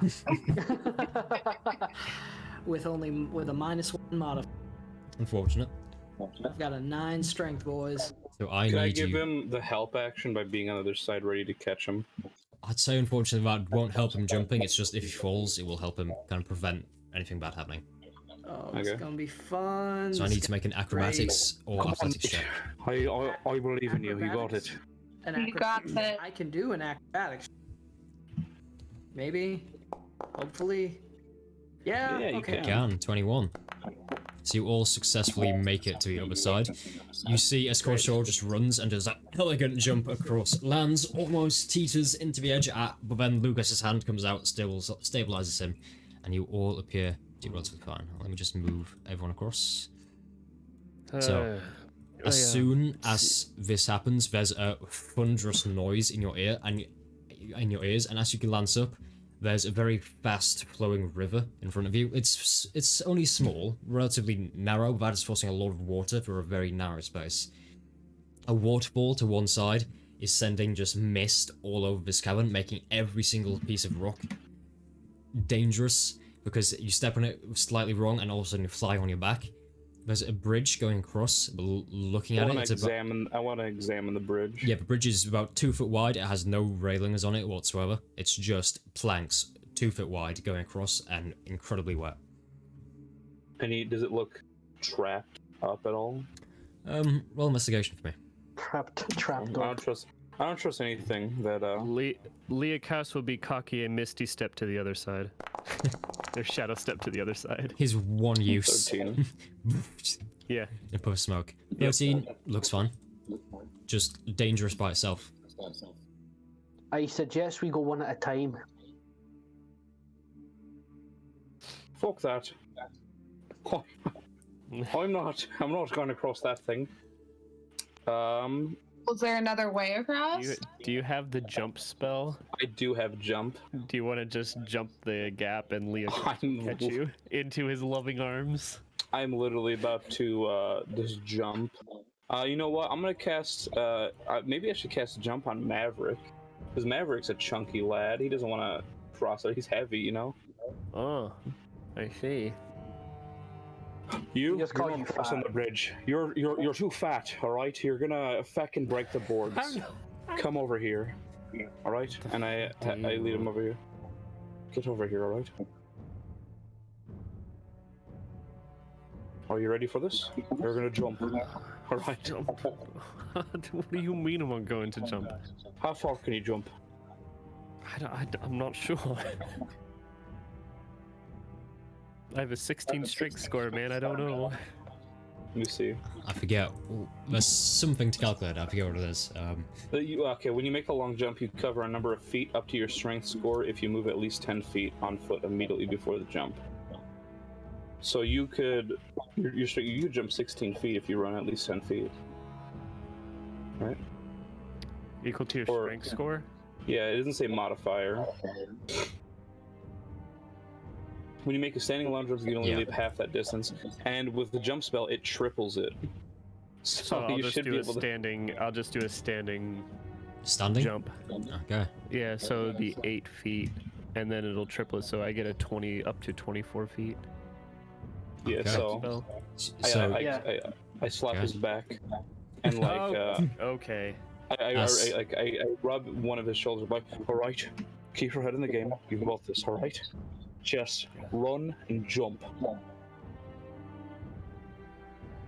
Okay. You could technically run from like right here, I think. I don't know. If you are doing a running approach, I will need to make a check for me to not slip on these rocks. I can do a standing jump and just do 20 feet.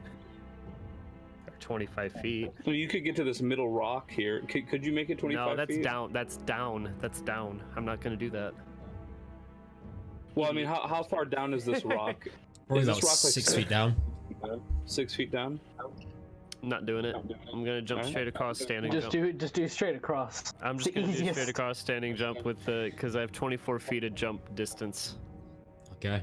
So I'll have Leocast move out of the way, sidestep, so I can have enough room to not bump into him, and then I'll do a standing jump. You do a standing jump, you crouch down, and there's almost a weird arcane pulse in your leg as you do jump, and as Lugas' spell takes hold, and you're just propelled into the air, lightweight, as you immediately clear the gap, but as you're clearing it, there's just this mist from a waterfall in your eyes, and as you're landing on the side, you're somewhat soaked in water.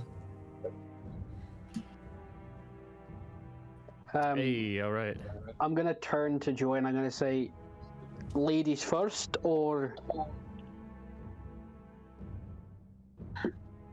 Sure. and I move out of the way, but I'm keeping an eye on the bridge. Okay. Yeah, I will very slowly make my way across. Okay. Roll me a d20, just generic d20. It's a luck check, dude. That's why I don't do these.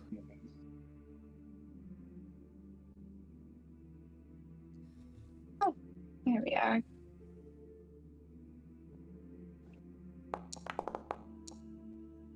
Okay. Ooh. You stand on a bridge and you kind of brace yourself, but it's weird because there's no railings to hang on to, so you just kind of have to put your hands up and slowly walk across. And this large waterfall next to you, it's a thunderous noise that almost throws your senses off, and every step you have to plan it, otherwise you're definitely going to fall. But eventually, step by step, you make it across the bridge safely. You seem to be fine. We used magic to get across. Because I already know our luck rolls are going to be shit. I already know that for a fact. I don't trust Foundry dice. They're terrible. I don't trust them either. Oh, now I got it. Now I got the text message. Yeah, but how's your boy gonna get across? I got nothing. Jump. Maybe Lugos can cast jump again. Who knows? Don't waste your spell slots on me. You say that. Do you remember how many times you tried to persuade things? And it just doesn't work? Twice. Not just work. today, but the week before as well. Shut up. And then healing word in someone's ear and an explosion at point blank on your face. Yeah, that happened. Garcus is gonna start making his way across.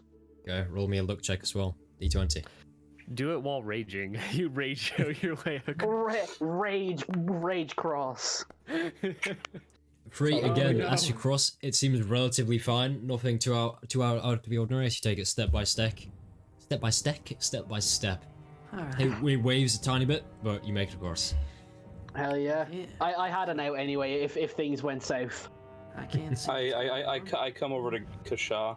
I'm like, all right, everyone's across the bridge. It's your turn to go, right? Yeah, no, it's fine. I can't see it, but it's fine. Do you want me to tie a rope around your waist in case you fall? Honestly, no. I just don't. I don't know what's at the bottom. Freezing water. You might drown if you fail. I'm not gonna drown. I'll be fine. I light a light cantrip so he could see. 40 feet of total light. All right, let's do this. I start across slowly. I'm gonna stand right by the bridge. Like an airplane taxi hangar service. Yeah. With my light cantrips, Come on, lad. Let's go. 8. Take a step forward onto the bridge, and it creaks to one side. Take a look to this huge waterfall to the side of you, just spattering against your face.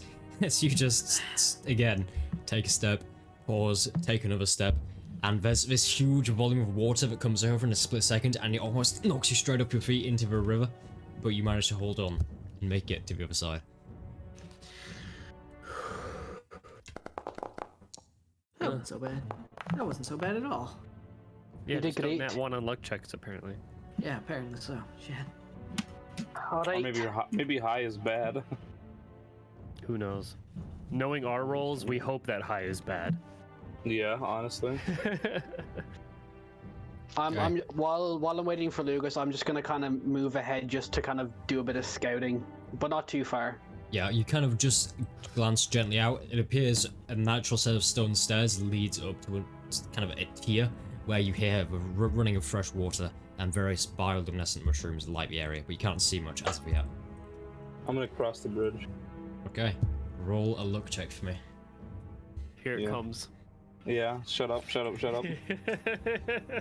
Before I cross the bridge, I'm gonna throw a 50 feet of rope over to the other side.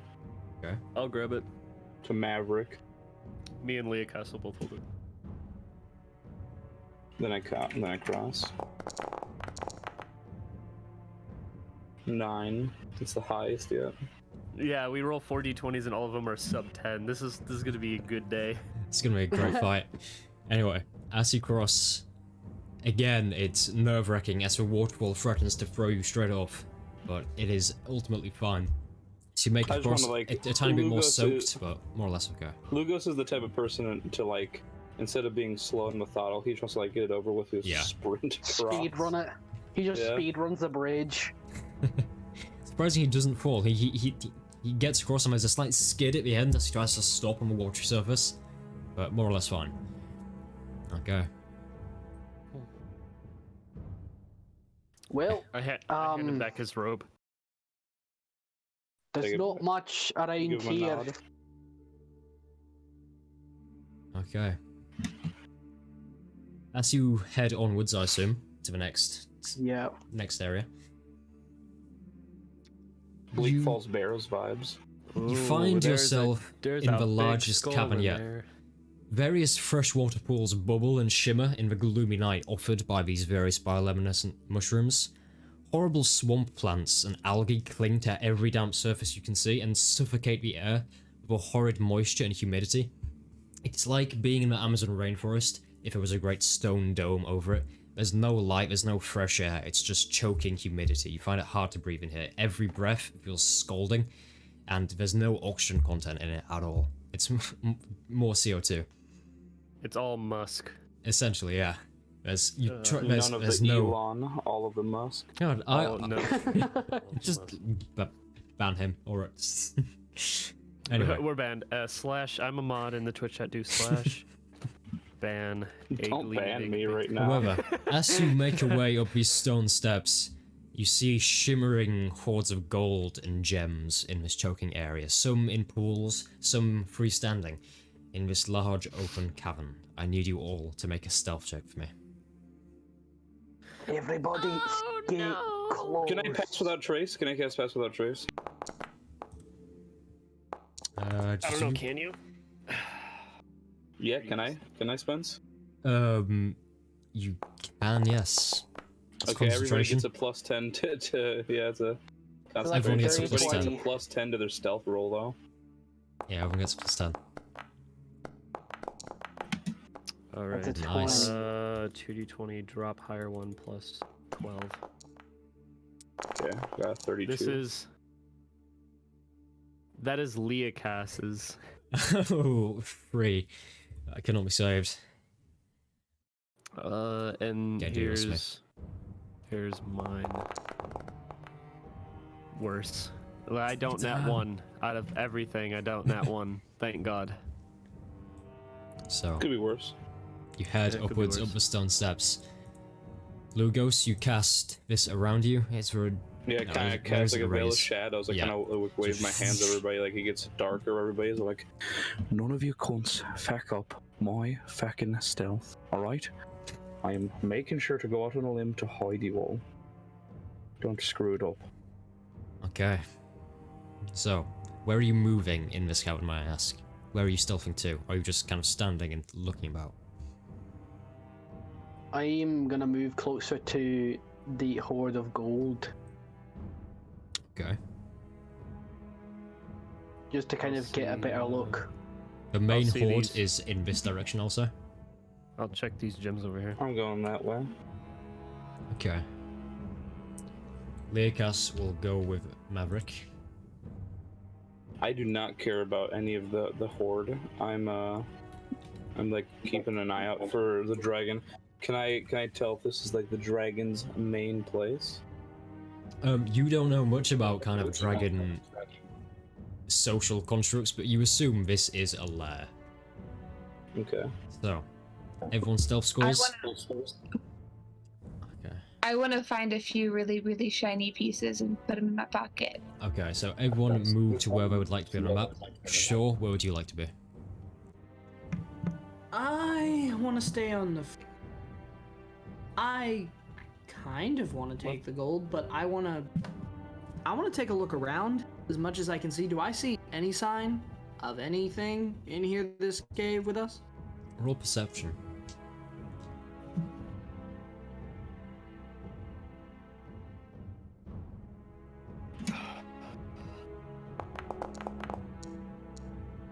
That's pretty good. No sign of anything, just an ominous black shadows just in the ceiling above you, cast onto the floor. Seem to be reflecting onto water, but you assume it's nothing more than just the general cave ceiling. Is everyone where they wish to be on the map? This is the final time I'll ask, then after this you can no longer move. Yeah, no. I will go here. Okay. Lugos and Joy, you're both extremely stealthy heading over there. You begin to rummage through various gemstones and find stuff to I'm not rummaging. Okay, you're just don't glancing, care. yeah. You look. Luckily, you're I both incredibly definitely- stealthy and moving deftly silently. Garcus, as well, you are very stealthy with your unnatural 20, and Kishore, you're sticking by the stairs. Unfortunately for Maverick and Lekas, asked you to both head over to this one gem pile in your already relatively heavy armor.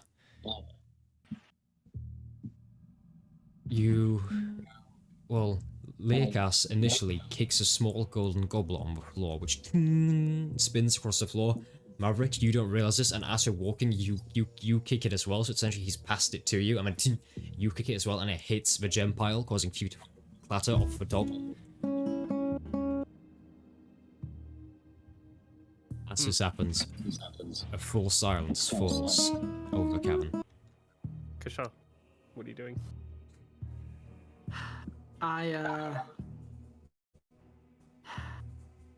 I'm just gonna take my loot out quietly and get ready. I shoot a look over to Joy. I'm like, as if like, oh, they're so fucked. Like, oh yeah, them. They're Joy fucked. and I'm too Ludos preoccupied. kind of disappear into the shadows, and get Garcus, I assume you kind of take a step back from this happening. You out of this huge clatter of noise. Yeah, I'm just. Everyone's I'm like, "We're like on here." slowly taking my axe out and just getting ready for whatever appears. If something does. Am I able to pocket any of the pieces? Probably 3 or 4 gemstones without making noise. Joy. What? There was a loud fucking noise. Fucking get down. There's always noises. We're in a fucking cave. Your voice is just echoing throughout the cavern. Oh no. We're in the lair of a fucking dragon. Alex, what was your question? How long has it been since we walked in? Maybe 40 seconds. No, I meant the cave at the beginning when we cast tongues. Has it been Oh. more than an hour? No. I'm gonna point towards the pile, and I'm gonna cast message.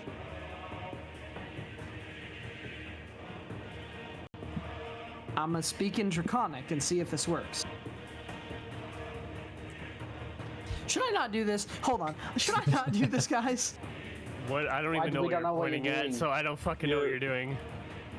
You're pointing towards a pile of, like, what, bones, gems? I don't know. Like, yeah, like the pile of gems. I was wondering maybe there was anything in there. Can I pinpoint if there's a creature? A creature what? Anything? You the pile. cannot see In the anything. gems? He's In not the pile of pinging. gems. I'm guessing I'll ping it for him. since You he's do not not see. pinging for it. You can't detect anything from your perception check. Everything seems silent and normal. All right, I'm just cut that idea. I just good to know that I can speak Draconic. Thank you. Okay. So, with that, with the clattering of gems next to Maverick and Lakas, there's a certain silence that comes over the cavern. As you all hear loud and steady breathing noise, coupled with the slow breaking of the surface of water. Oh, shit. As you all glance about, just paralyzed in fear, Joy and Lugos, as you are at this main central Yeah, I knew point it. to the north, you see from the water a twisted black head raises.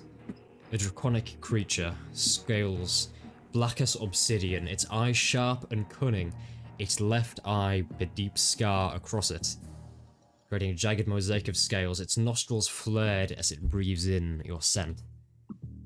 You see its grin slowly open, revealing hooked, wicked teeth.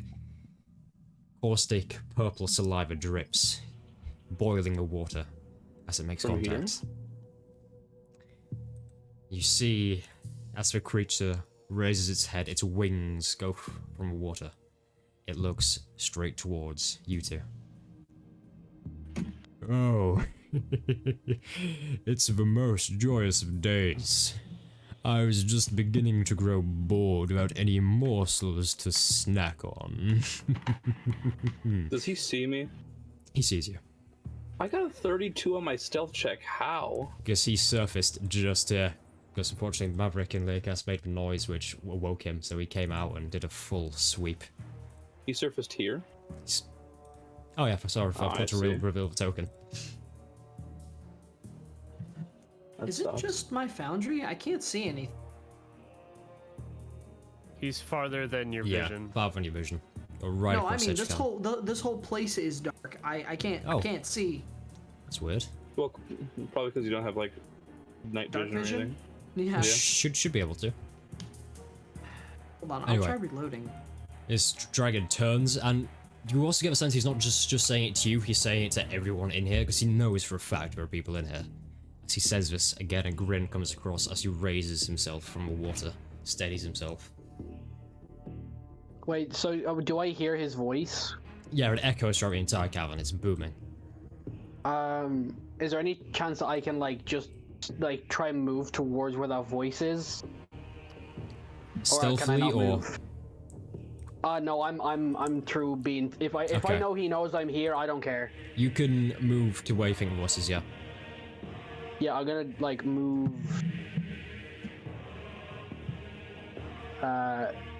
He's over here. Yeah, he's just down there. Okay. Oh, then yeah, I'm. Hell yeah, I'm here. I'm. Ah.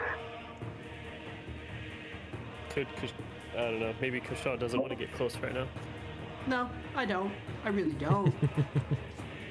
Are any of you responding to this? As he kind of just looks around at all of you. I think Lugo should drink the thing. I'll drink the bottle. Salros. Drink the thing. I'll drink the bottle of of acid resistance. Yeah, so you drink it down, and he just looks and says, "Oh, that won't help you when I rip your limbs from your pitiful body." And for the rest of you, Salros, you absolute coward. oh, you're using that name. I know you, don't I? Oh, yes. You're that Well, pitiful I little don't halfling I understand. ran into. I always wondered how your flesh tasted, you know? Tell me, might I be so obliged to get a taste? Turns. I mean, you can try and get close, but I can't promise you'll keep your head. You see, my little pitiful halfling, glance over there to the pools behind you. You see that dragon skull? That was my brother, and he was bigger than me. So I'll have no problem crushing a morsel like you. You don't know how long I've waited to kill someone like you. What was the name of the serial killer that they gave us? Salros Veer. Salros Veer. Yeah. He did respond to the name when I called him that. He did or he didn't? He did. He did.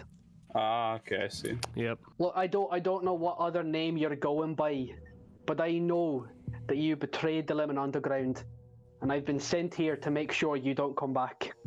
Oh. I am the Grand Vespak the Hidden.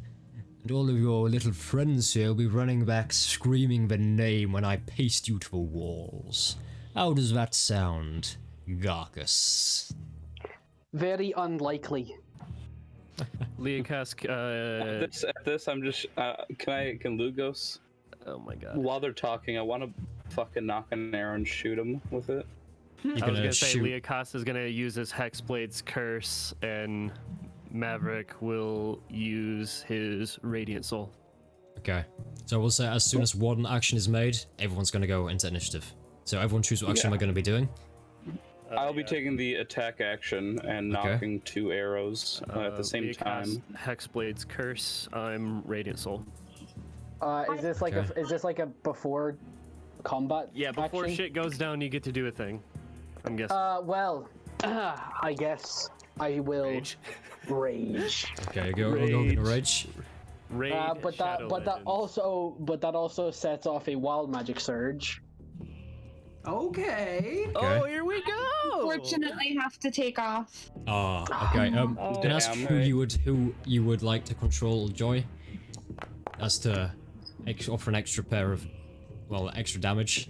If there's any Maybe one you maybe Alex. maybe Alex. I mean, I'm not. I can't really take over for anybody because I can't Oh, see yeah. much. Yeah. Okay, I could. perfect. Oh, I got a great surge. Okay, Okay. thank you. See ya. Yeah. We'll make sure we'll make you rich while you're gone. Yeah, Well, we please. won't. Yeah, We'll make lots sure of you don't money. die. Yeah, lots of money, and I gems, don't. got it. Got it. Thanks. Okay.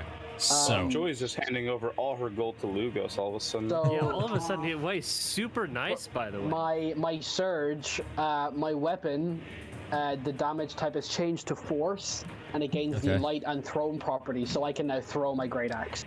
Oh, okay. And if the weapon leaves your force hand, it reappears in my hand at the end of my turn. Okay. So we will go round one by one. Lugos will be first. Lugos taking the attacker action. Did you roll to hit? 21 and 18. 20. Are you making 2? Okay. Yes, I have 2 attacks per action. Both are hits. Roll damage. Fine. Yes, sir. All right, and this is with the arrows that are like poison tips Plus- for dragons. Yes, Do they that's deal gonna be an an extra extra D4 or something? Yeah. Poison. Extra Oh, D4. yeah. An extra so they're D4? plus. Yep. So they're plus ones, and they're also 1d4s on top of that. So that'd be a 9. Okay. Oh no, I have to roll 1d4 actually. 1 second. There we go. So that would 8 be for 8. first. Okay. Okay. 1d4 plus 1d4. Can I do it like this? Yes, sir. All right, 12. Okay, as well. that is yours as you fire the first 2 arrows.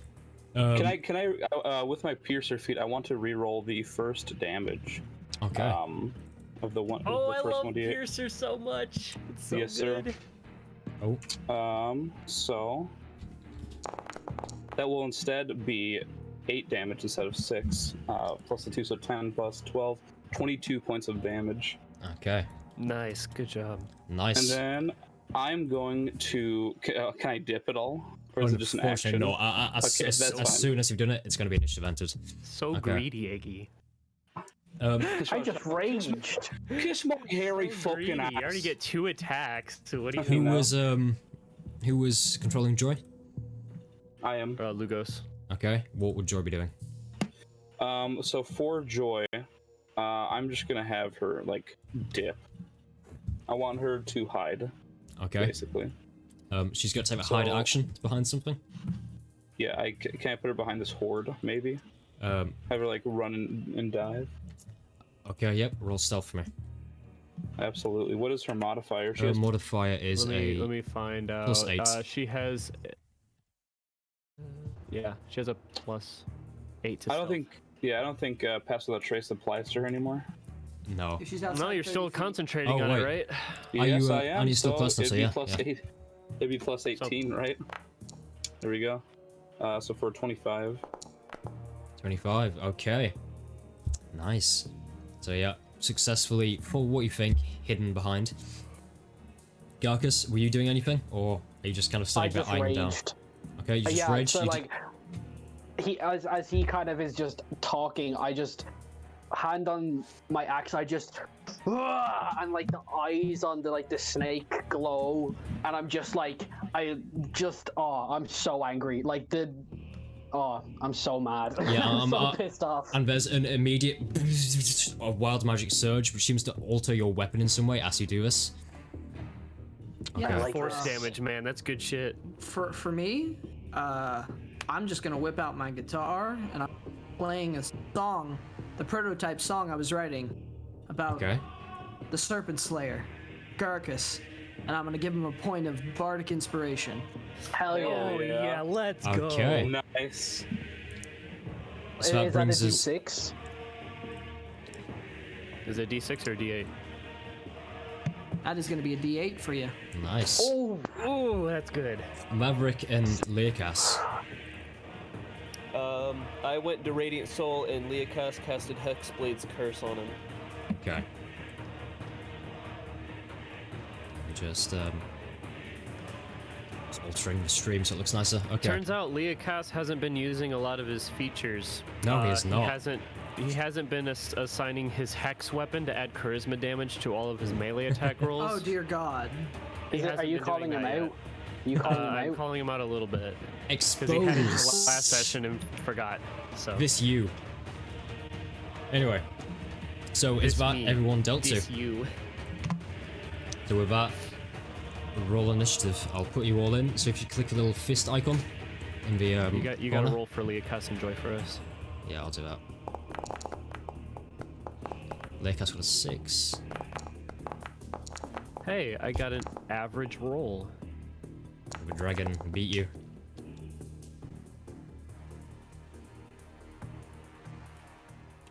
A nice 10. Okay. Now it's just Shaw and Lugos. Lugos, nice. What modifier is it giving me? It's giving me a +3. I actually have a +1 to that because like I haven't been able to update my thing properly, but it should be 18. 18. So you go right before the dragon. Okay. Good shit. Brings us ready to go. Okay. All right. Now I don't like have Joy's sheet, so I don't know what she can do. I think she has rapier, daggers, the firebolt, cantrip for arcane trickster, a light crossbow, and a throwable daggers if she can't physically reach him. Yeah. She can get. Yeah, I'm gonna have her throw her daggers from where she is. She can make 2 attacks or just 1. They're light, so she can use 1 as a bonus action if 1 doesn't hit.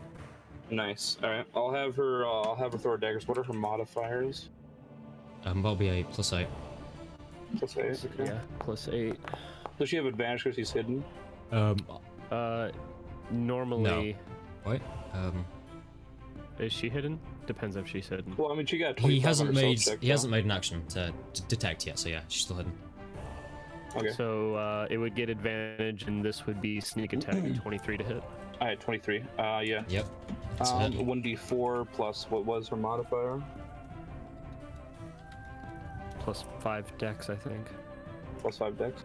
Is there a way I can access her sheet at all? Just No. in D&D Beyond, right? Let me see here. Check your PMs on Discord. Yeah. Let me see if I can pull that up real quick. I think she's 3d6 on sneak attack. Because we leveled up 36 to on 5. sneak attack. Sneak attack. I have her sheet pulled up.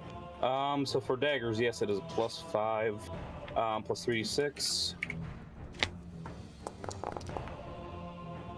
For a total of 14. 14 damage. Probably use her subsequent bonus action to hide again. Yeah, I could. Yeah. Or I could throw a dagger. Or you could throw another dagger. If sneak attack kept triggering off, that'd be great. But it would be great. I'll have her hide again for sure.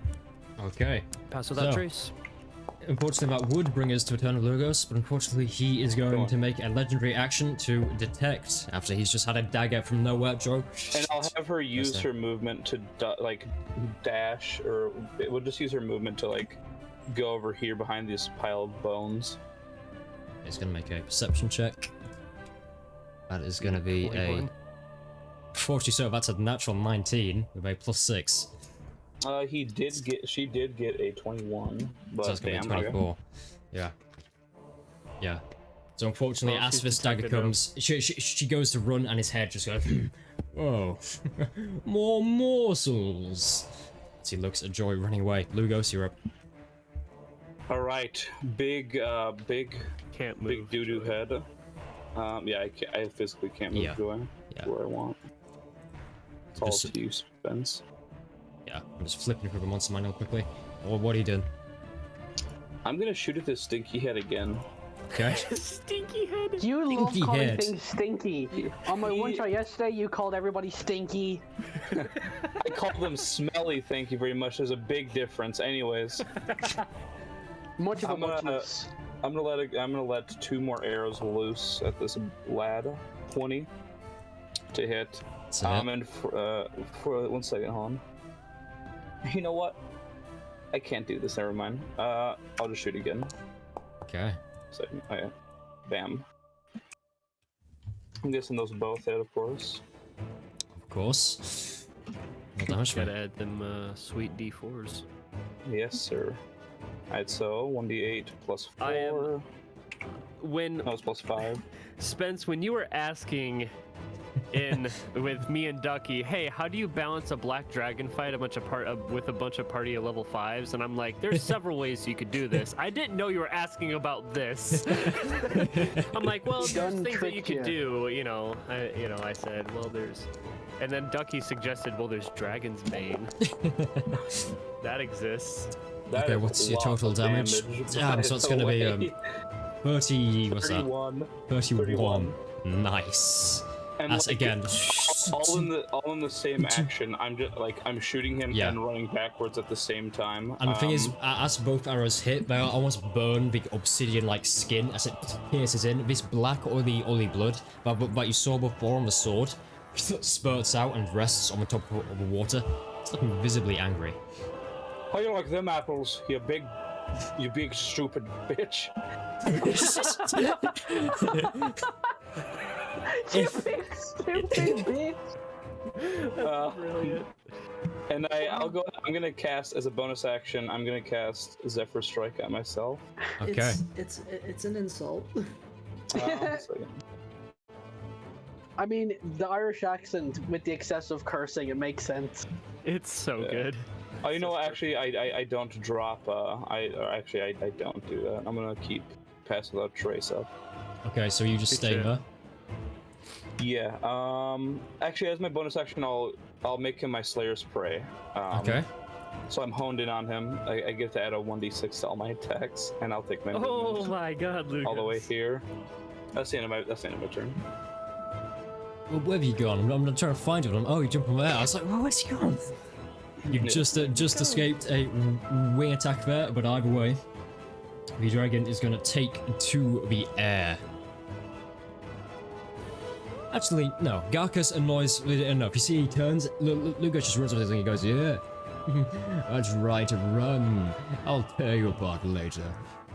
And you, my little friend, you're the #1 priority now. And you see as he lunges forward from the water, and it's going to go straight for Garcus. Come at me. He's going to make 3 attacks against Garcus. Oh dear God. Oh! 3! Let's go! The first one's going to be a 25 to hit. And that is going to be... Kind of go. That's going to be 17 points of piercing damage plus 4 acid damage. So 17 halved is... It's 8 or 9. It's Whether, 8. yeah. 8. So as for you always round down. As the bite comes forward, it goes clamps straight around your leg as joy in its eyes. It begins to tear at your flesh. As it lets go and throws you aside, it rears up in its hind legs, and both these massive claws come around to hit you. That first one is going to be a 4 plus 11, so 15. That doesn't hit. Okay, the second one, nat 1. So it comes around, and the first one you manage to just dodge out away. The second one is getting angry at how slippery you are, and just buries its claws straight into the ground. I just go, oh, you're so scary. It's getting frustrated at your taunting, which brings us to a turn of Maverick. Oh boy. All right.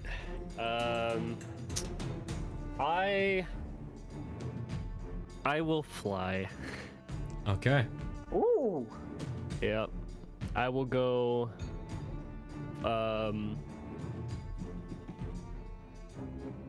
Up at like towards him, upwards about 30 feet. So 15 feet closer and 15 feet higher.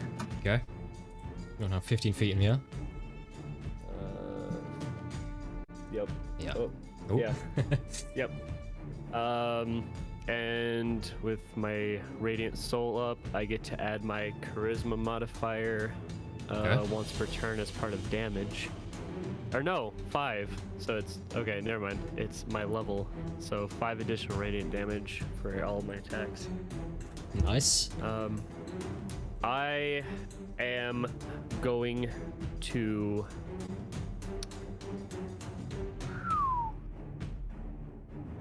Eldritch Blast. Eldritch Blast. Okay. What's it for me? Eldritch Blast. No, sorry. Bonus action, I'm gonna cast Hex. Okay. Yep, spells, bonus action, Hex. That is gonna signify the hex. Right. So I place a curse on a creature, and I get to choose an ability. Yeah, which ability to choose? God, which one do I choose here? I've got a plan. I don't know if it counts for saving throws though. It does count for saving throws. If you, I can't. I'm sorry. I have a plan, but you do you. Probably I'm going to choose Constitution. Constitution? Okay. Disadvantage of Constitution because saves. Aaliyah casts Thunderous Smite and also Shatters. So he has disadvantage on Constitution checks and saving throws and takes an additional 1d6 necrotic damage from all my attacks. Okay, noted. Is that your turn? No, that's my bonus action attack with Eldritch Blast. So here we go. Okay, that's it. That probably will not hit. So Unfortunately, that is not a hit. So I'll just action surge and do it again. Okay. I'll take it. Come here. All right, and I'm just gonna drop out of the campaign. See you later. Yeah, so I am both gonna just blasts start just bounce rolling off on the my obsidian own. scales. I don't like this at They're all. so cursed, dude. I don't I trust hate them. virtual tabletop dice so much. Yeah, so both just shimmer off the obsidian. Which would bring us to the turn of Shaw, but he's gonna use his last 2 legendary actions to do a wing attack. Oh boy. Garcus, I need you to make a dexterity save for me. I get advantage because I can see, because I have advantage Yes, on all yeah. decks. You also have inspiration if you still need it. I will use it. Slams if his necessary. wings into the ground as this gust of wind comes straight towards you. Okay. Ooh, Maybe wait, I need to start getting the inspiration at this point. I do have the hold on. Roll 20 Dirty isn't 20. even as bad of an offender as Dirty 20. Okay. Just as the wings slam into the ground, you just dig your great axe and pushed a few feet backwards, luckily stopping. You are still, you're not gonna take any damage. It's not even a half, as you managed to escape that one. Sure, you're up. Alright, am I within about 60 feet of this dragon, give or take? Unfortunately not. No, you're about you are so 100 feet. No, you are so far away from this thing. That's fine. I'm gonna take my 30 feet of movement and get a little bit close. You know, safe distance. Try to find any cover if I can get any. Try and close that distance. Can I get within 60 feet? Let me see. You're about 60, 70 feet out, I think. Yeah, from you're about 10 where- feet off. Yeah, you're 5 feet off. Well, Unless you do a He bonus probably would have action moved dash. closer earlier if he actually had vision. yeah, fuck. I would have, but I didn't know, so we'll take it as it comes.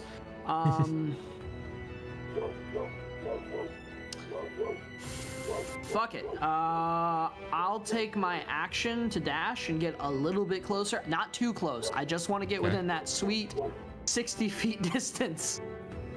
And then I'm going to cast a second level healing word on Garcus Awesome. Okay. as my bonus action. So you extend your loot? I assume you're casting this with your loot as your bard. It's I mean it's a guitar, but we're calling it a lute because reasons. Because medieval, fancy. Yeah. No. You bring out your definitely not guitar and you strum it, and there's this healing eldritch energy that traverses across the room and it hits Garcus. Roll your healing energy for me, please. Gotcha. Healing energy. Healing word. Okay. Just have to pull this one out. This one is. Oh, you cast a second level? Damn. Yeah. I don't want you going down. You're my So, bud. 2d4 plus your spellcasting modifier, please. Yeah.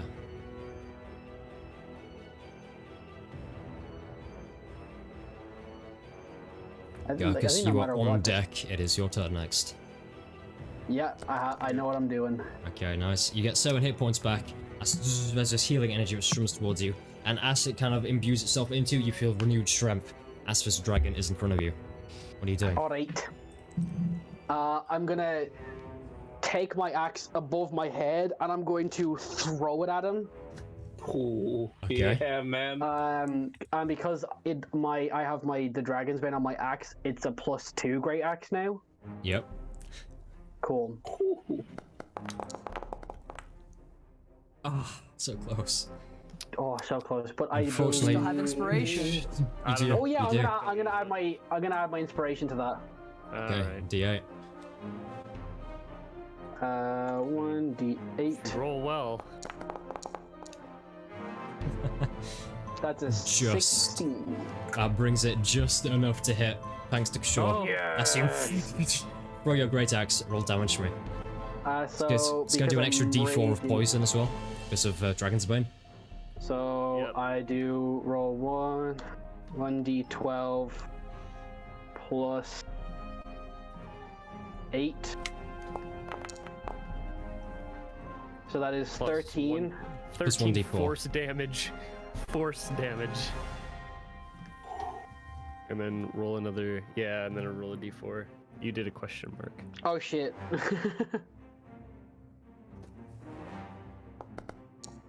And then that's another 1 damage. Pointed. Okay, so I'm 14 cool. points. Yep. And you Nice. said that if I use my tattoo, I drop my rage, correct? Yeah. I mean, I can always go back into one. Yeah. Did you use my tattoo as an action, correct? It is an action, yeah. unfortunately. Yeah. I think I only have one attack. Are you a level 5 barbarian? Yeah, I am. You have 2 attacks. Oh, sick. Then I'm gonna do it again. Okay. I'm gonna do it again. It goes straight back into your hands. Now covered in thick black oily blood. Mjolnir Essentially, style, like... you have essentially turned into Thor in Avengers Infinity War. That's much hell shorter. yeah. He has Stormbreaker. It's good stuff. Stormbreaker's way cooler than Mjolnir. Yeah, it's true. But Unfortunately, Mjolnir actually exists. fortunately, that was that an I don't know, it rolled it was twice. a reckless Oh, attack with yeah. advantage. so advantage? Yeah, I see. So that is a hit. 8. Yeah, 17. It just shows red because the other one was a nat 1. So I was like, that can't be a higher critical one. failure. That's too hot. Yeah. Okay, No, roll yeah. damage to me again. So yeah, I decided that like second attack was just gonna. I'm sick and tired of this dude. I just want it to be over. Okay, roll 2 for me.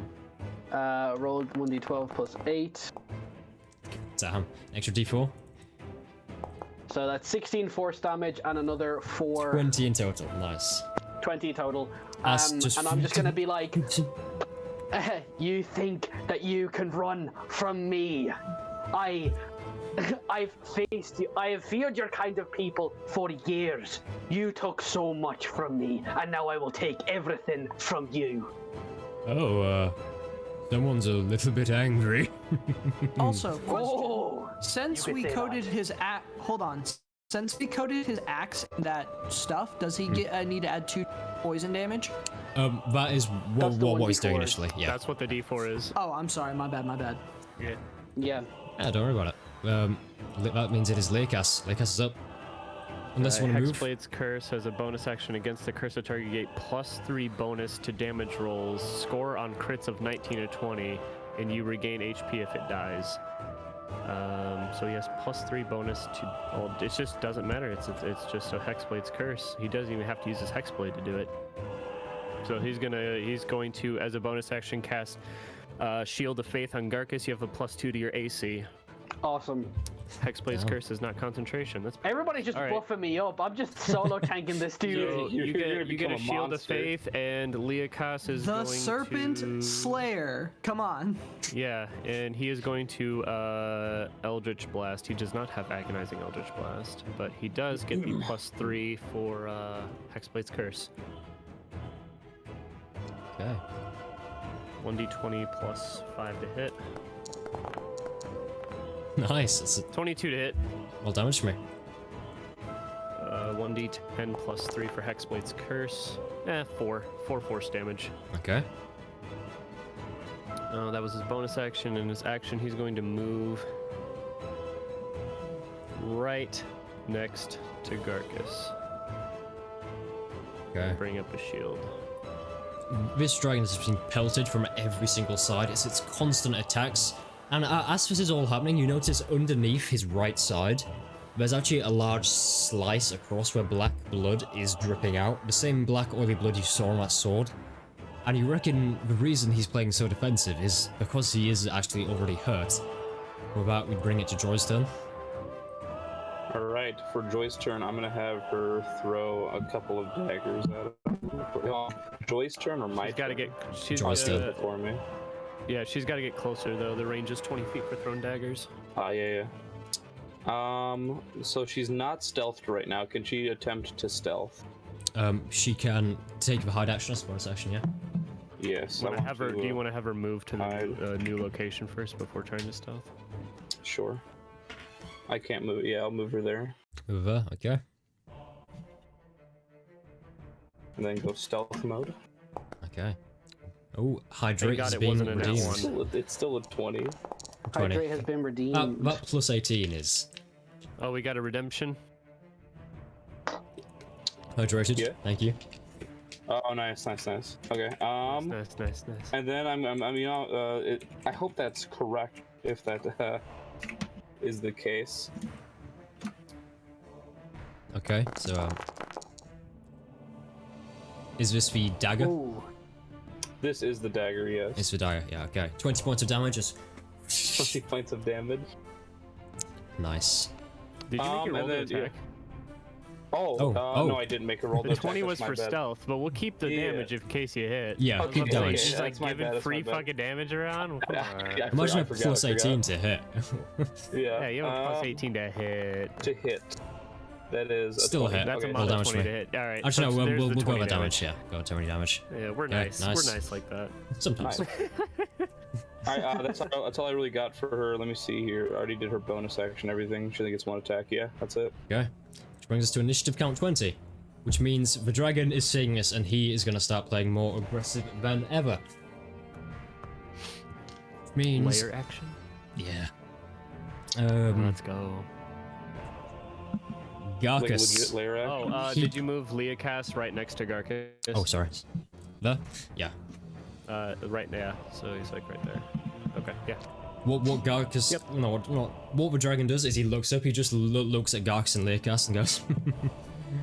I don't have time for you.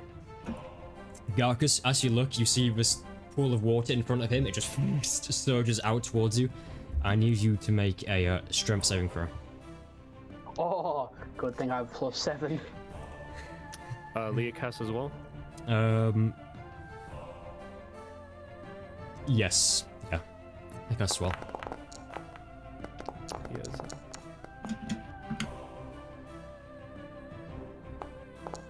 That is a 20 and a 19 for Leocast on the strength Okay, save. Garcus stands against it, but as this water comes and wraps around the legs, it almost turns more viscous. Leocast, as he runs up and stops, unfortunately loses his footing, and he is actually going to be pulled fully into the water underneath the dragon and knocked prone, so he's going to be about there. Oh, he got sucked into the water. Snap. He gets sucked in. That brings us the end of the lair actions. Lugos, you are up. Okay, man, I'm about to do so much damage, dude. Okay. Hasn't even been hit once. This is. Oh no, you don't, you little bastard! And I come forward and I'll take my bow attacks. I Okay. have no idea what's coming, dude. Okay, so to hit, that is. Oh, you're using your Zephyr, aren't you? No, I'm not using my Zephyr. I think I can use my Zephyr Strike on melee attacks. Gotcha. 25. Nice. You know, I should have thrown in an ancient black dragon instead. I'm going. This is an adult. It's still fair. You know what? I'm gonna drop past a trace. To instead. Okay. Concentration ends. What do you cast instead? Yeah. To instead do Hail of Thorns at a 2nd level. Okay. To get 2d10 worth of damage. Extra, so I'm really sorry. He's not, I mean, he still has legendary actions. He can fuck us up at any moment. Yeah. So I mean, like, I'll do realistically, this. he's a DM. He could give him unlimited health if he wanted to. True. Really? True. Okay, so I'll do this as my bonus. It's a bonus action. Yeah, just unlimited health until I feel like you're damaged enough. No. Yeah, Okay, it's so set health those are 2 25s. Those hit? both Yeah. hit. Yeah, so, okay. He needs to make a dexterity saving throw 12. It's his bone. Luckily, he gets a 7 to this, so that's gonna be a 26. Now I have to roll out all my damage. Okay, a 26, so he definitely passes. Damn. Wait, he rolled a 7? No, he gets a okay. plus No, 7. he gets a plus 7. I got you. Well, 19. Let me see. Addition. Okay. Okay, so they still take half as much on a successful one. Yeah. Okay. So roll the d10s first, and then we'll knock it half. Yeah. That way we don't have to subtract later. So 7. 7. And Okay. roll the arrows, I assume, as well? Yep. Yeah. 4. Plus 1d6 as well, because he's my God damn it. Okay, 10. Only 10, that is below average. I want to use my piercer feat. Okay. You gotta reroll just the d8. You reroll Just the D8. You're killing me, man. This is a He rolled black a 1 dragon. on the d8, so now that turned into a 7. So he That's takes 17 a total points of damage. So he he takes 17 total instead of 10. And it's Okay. 2 attacks as well. So 14? So, Yeah. 31 damage total. That's great. This is This is no longer a previously injured adult dragon. This is a healthy one. Yeah, just knock off previous injuries, back up the Falcon stuff. No. He's an immortal black dragon. You don't throw arrows, you knock these 2 arrows and fire them expertly. It digs just in between the 2 obsidian plates, and you feel you should change your name from Lugus Burve to Bard the Bowman as they go in between the plates. And the Dragon's Bane hits, and it's just immediate poison effect. It almost tries to rip the arrows out of itself and repulse itself. Is that the end of your turn? I dare you to come after me. It is now gonna fuck you all up. It's now gonna drown Leokas. It is gonna... I have a... I'll take the rest of my movement to create space. Its eyes immediately glare towards you. It just frowns. You see as its tail comes up from behind, and it's gonna immediately slam down on Leokas with its legendary action. It's just bludgeoning him without even looking. Leokas is prone, so he it gets has advantage. advantage. Oh no. Man, this is bad. Oh no. I don't have control over his health on his sheet, so you're gonna have to do that. I'll put it in. I just need to privately roll these dice. Or just let me claim the character. I don't know. Oh, he took 38 points of damage, by the way. Not 31. Yeah. He is gonna take... He's gonna take 29 points of bludgeoning damage. As he just looks at Lugos and the tail hits into Leokas, sending him a few feet into the water. His entire armor is just... dexterity save. He's gonna cast Hellish Rebuke. Okay. He gets disadvantage amount because he's 29, prone, right? He'll make a concentration check to keep up Shield of Faith. And unfortunately, because he is prone, he will have disadvantage on his dexterity save. Gets us in that one. Unless you want to roll it. Unless you want to roll. Oh, the dragon. Oh no, sorry. The Hellish Rebuke is on the dragon, not on Leokas. I thought we were talking about some effect you're doing to him. That is with +7. That is going to be a 14. I'm gonna check the spell save DC. That meets it, beats it. All right. Okay. So you get half of 2d10 fire damage. Okay. Yo, what is this track? This track is amazing. I know. You get 6 points. 6 points of fire damage. 6 points of fire damage, and does Shield of Faith stay up? 14. That's half of 29, right? 20. Half of 29 is 14. Yeah, write it down. So he's taking 14 points of damage. So he barely remains concentrating on Shield of Faith on Garcus. Oh, I accidentally did something there. And 29 health needs to be removed off of Leokas's sheet. Yeah, is he alive still? He's still alive. He had 42 health before. That's impressive. So he goes down to maths. Let me see. 42 minus 29. 13. Yeah. Yes. 13 hit points as it hits him straight. How much did the dragon take, sorry? 6. Oh, 6. Oh, yeah, he took 6 points dragon of fire takes damage. 6. It just bounces off the obsidian from below. a Hellish Rebuke. Oh, wait. Sorry, that's a Hexblade's curse. Add 3 more to that. Okay, so, okay, done. Okay, which brings us to the turn of... Oh no, it's his turn. Yep, that was a legendary action. You see, as he looks about... continue to pummel on Leokas. Yeah, just kills him straight up. Sorry, dude, you died. Oh, yeah, you weren't here for the session, but... you weren't here for the session, but you were knocked unconscious. I mean, a dragon totally fucking... So as Leokas is bleeding in the water, he sees Maverick flying in the air and he says, "Oh, I can do that too." He flies into the sky, the same height of 15 feet. Leokas is... Yeah, so he's going to fly 15 feet into the sky, look straight towards Maverick. You see as a breath begins to begin in his throat. Oh no. And I wouldn't do that if I were you. A bolt of energy fires straight towards you. I need you to make a dexterity save.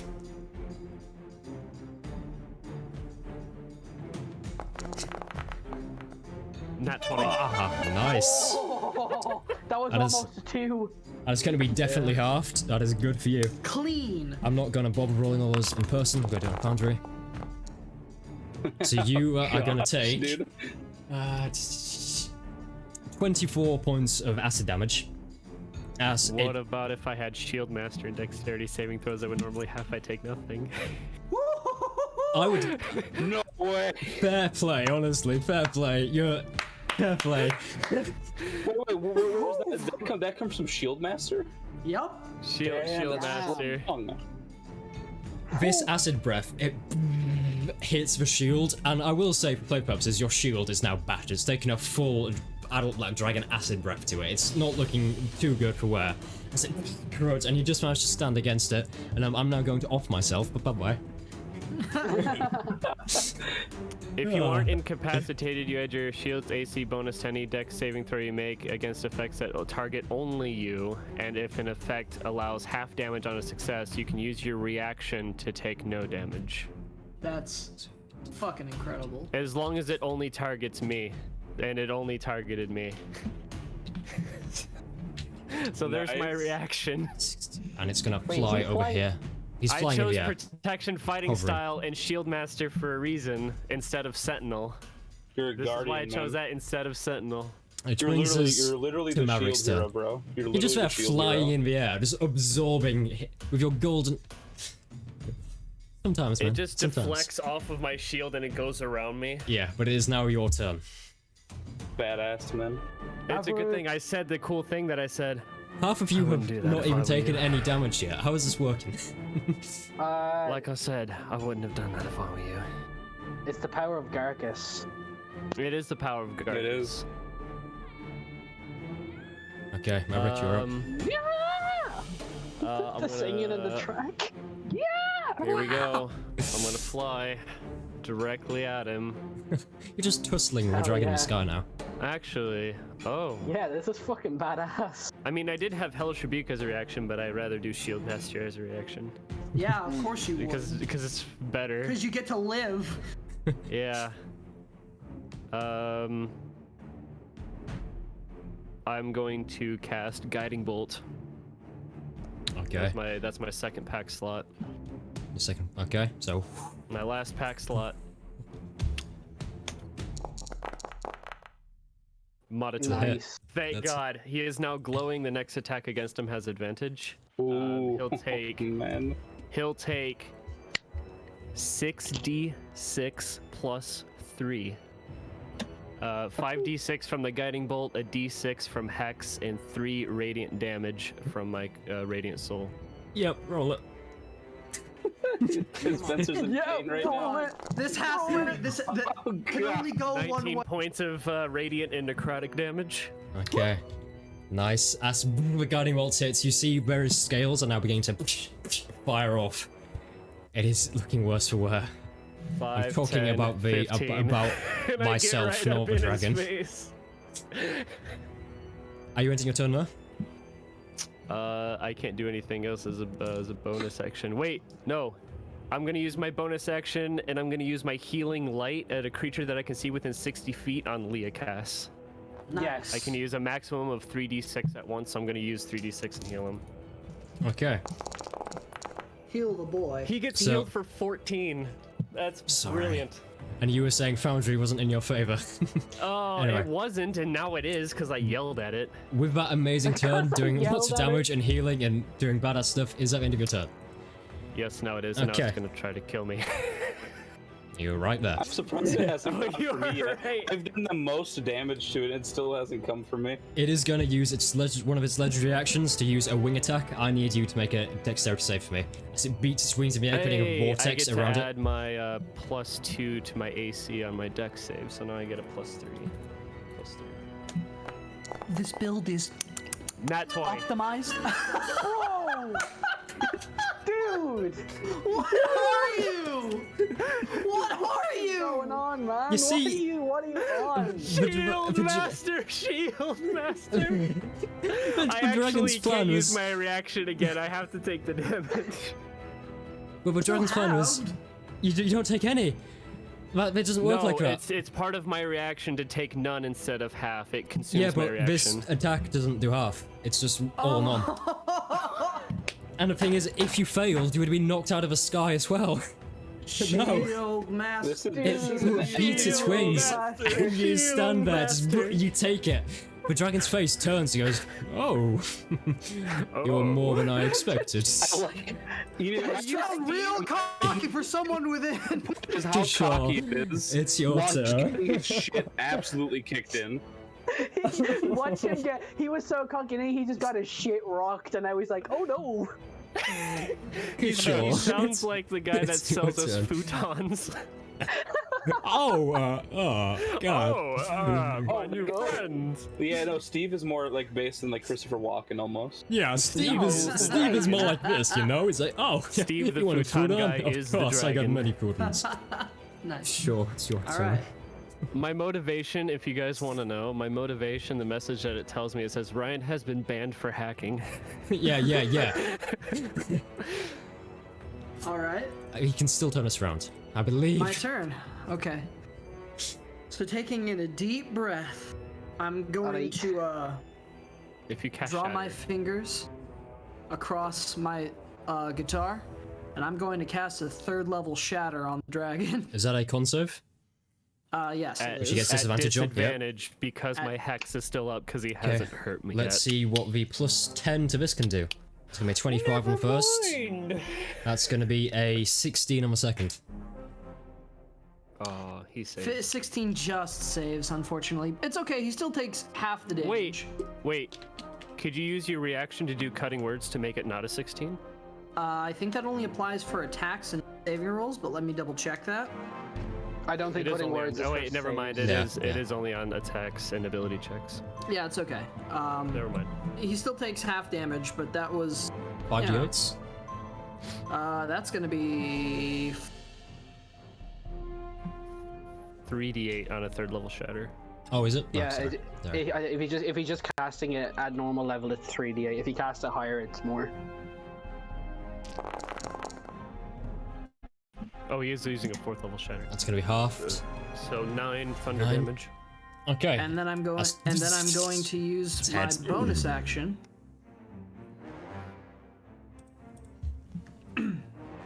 I could use an inspiration again. Yep. I'm just gonna look over it. I'm gonna like, the title don't work unless you pull it off.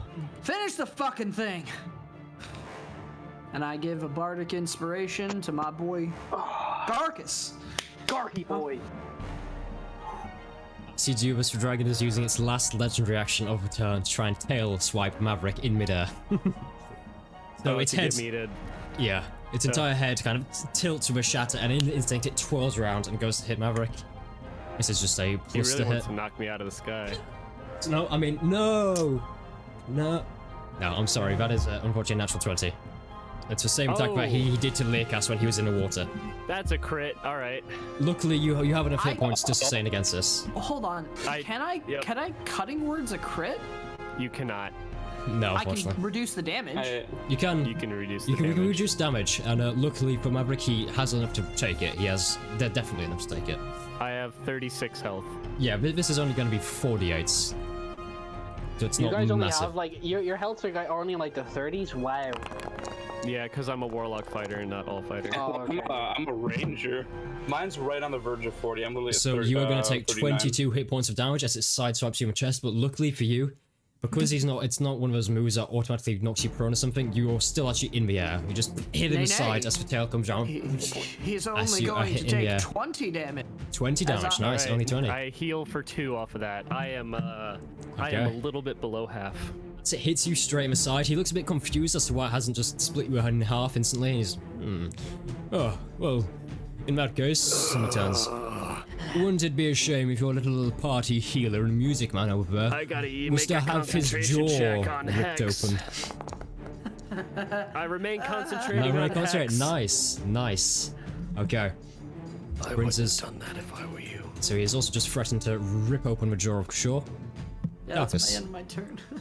I do have to point out to Garcus, there was no attack roll declared against the dragon yet. He's still glowing from guiding bolt. Yeah, You that's have what I was about to Yep. say. I have advantage, plus I have my bardic inspiration if all things That's go. why Nice, I did it, because nice. I knew the shatter didn't do it. So I'm going to move. I'm going to move right here. I can see Kashaw, and Kashaw can probably see me. You right can now. move underneath the dragon. No. I'm moving to the side and I'm gonna throw it and aim for the throat and try and like slices open here. I see. Nice. Okay. Roll tip for me.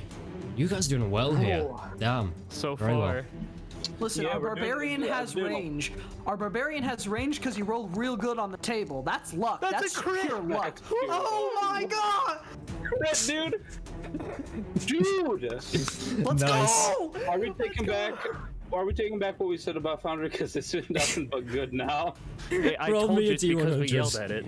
Roll me a D100. We had to do some percussive maintenance on it. So is it like how do you do crit damage? Just roll me a D100 and I'll tell you. Yeah.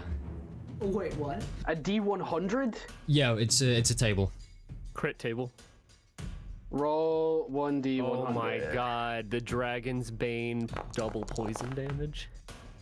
43. 43. Hurdy. Oh, unfortunately, that's not very good, but you're going to gain advantage on your next attack roll to any enemy within 5 feet. Unfortunately, there isn't any.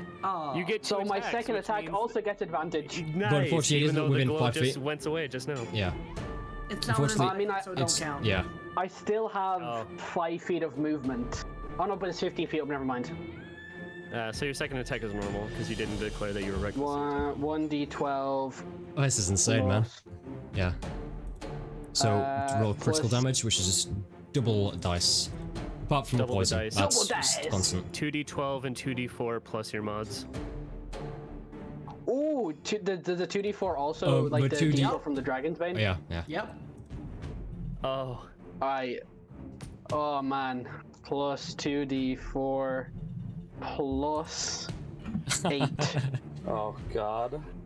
We're all becoming massive damage dealers here. There it is. Ooh, okay, so first attack, it goes down, it slices across his throat, this black oily blood begins to drool to the floor. It's not looking good. Second I'm attack. catching it. And for my second attack, I am going to go reckless. Okay. You have to... And I'm just like... Okay. Let's go. I'm saying, you, the dragon who was so cocky in the beginning, you will fall to my axe. I really I'm want gonna- this to work. Thank God it's with advantage. Thank God it's reckless. Oh, Roll that's an damage for me. 18, which is 27. Roll damage for me, yeah. Oh, Come on. I want it.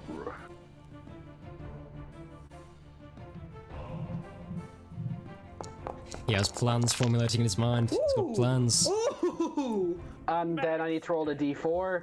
Correct. I can't believe it. He's not doing good. Max! Oh, Max damage let's go! again! 24. Yeah. The second attack, again, it returns to your hands, and you immediately throw it again, and it slices just above the initial wound. The blood is now just flowing out as a single claw goes and tries to stop it. It is howling in pain.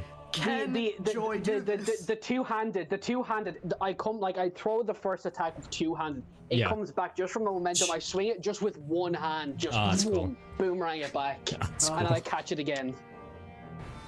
Dude, I love Make the us. image of this halfling like fucking shucking his axe. This halfling's done like 100 damage. Are you joking? Likas, you're up. Dude, Lugos he has will done get up tons of from damage. prone. Yeah, 15 He will feet. get up from prone, and then he'll move 15 feet closer to the Durgan. Is that all? It's the coolest I've ever felt in my life. Come on, let's He go. will... We got that, yeah.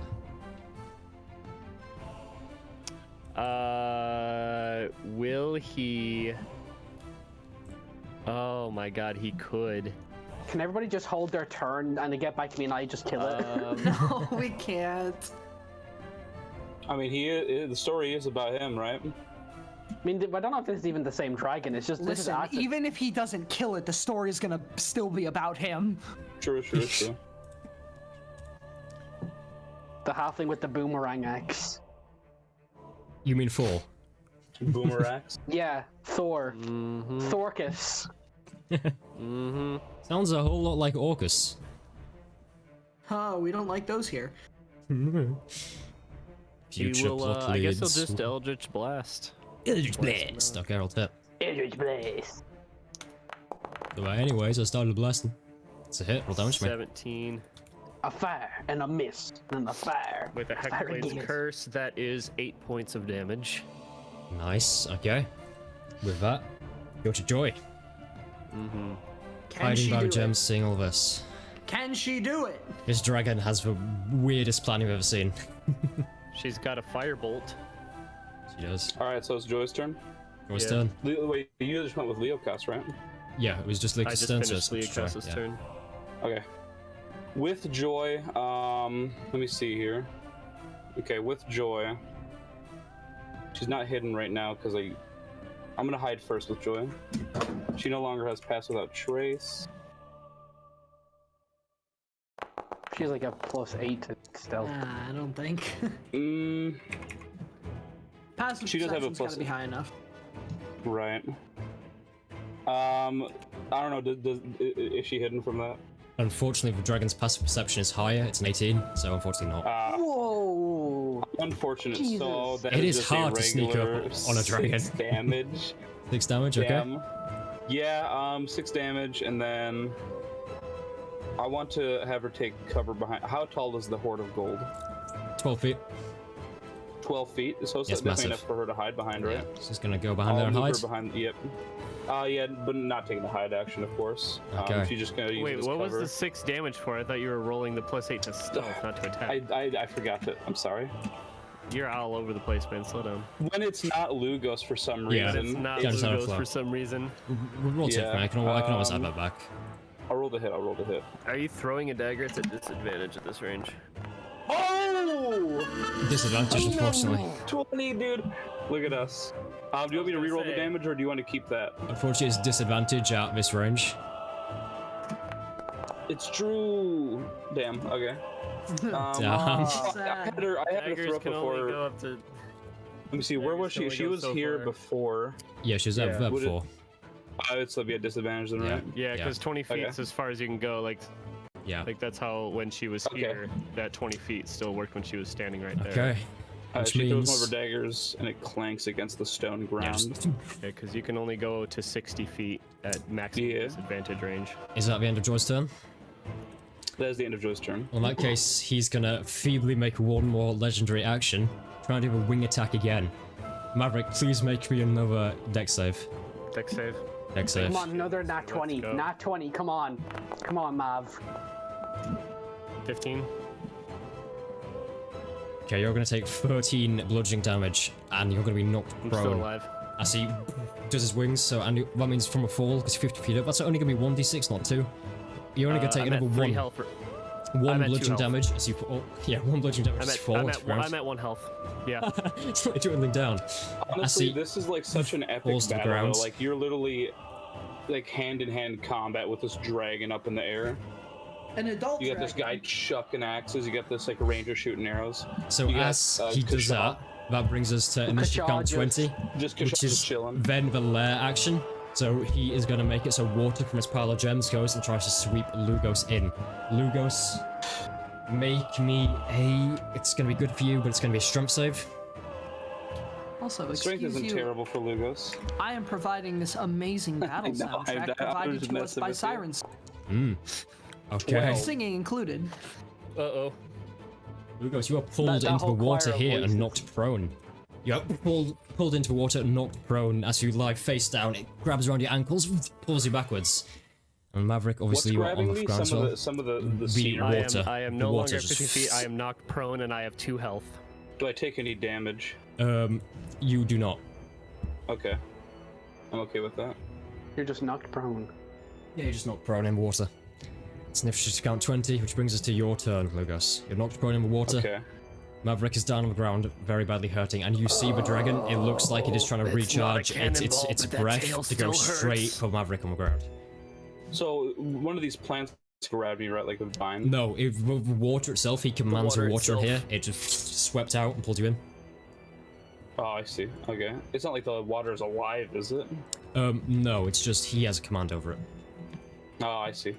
Oh, I want to get his attention. Oh, you big stupid scaly cunt! Come fight me! I'm over here. I'm the biggest danger to you. Roll intimidation. Intimidation, sure. Intimidating a dragon.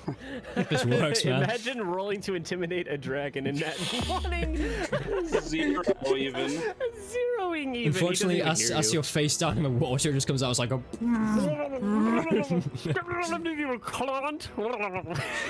I want to use half my movement to stand up then. Okay. Is the water nasty or does it just like Water, smell bad? it tastes horrible, and as it goes into your mouth, you feel an urge to throw up.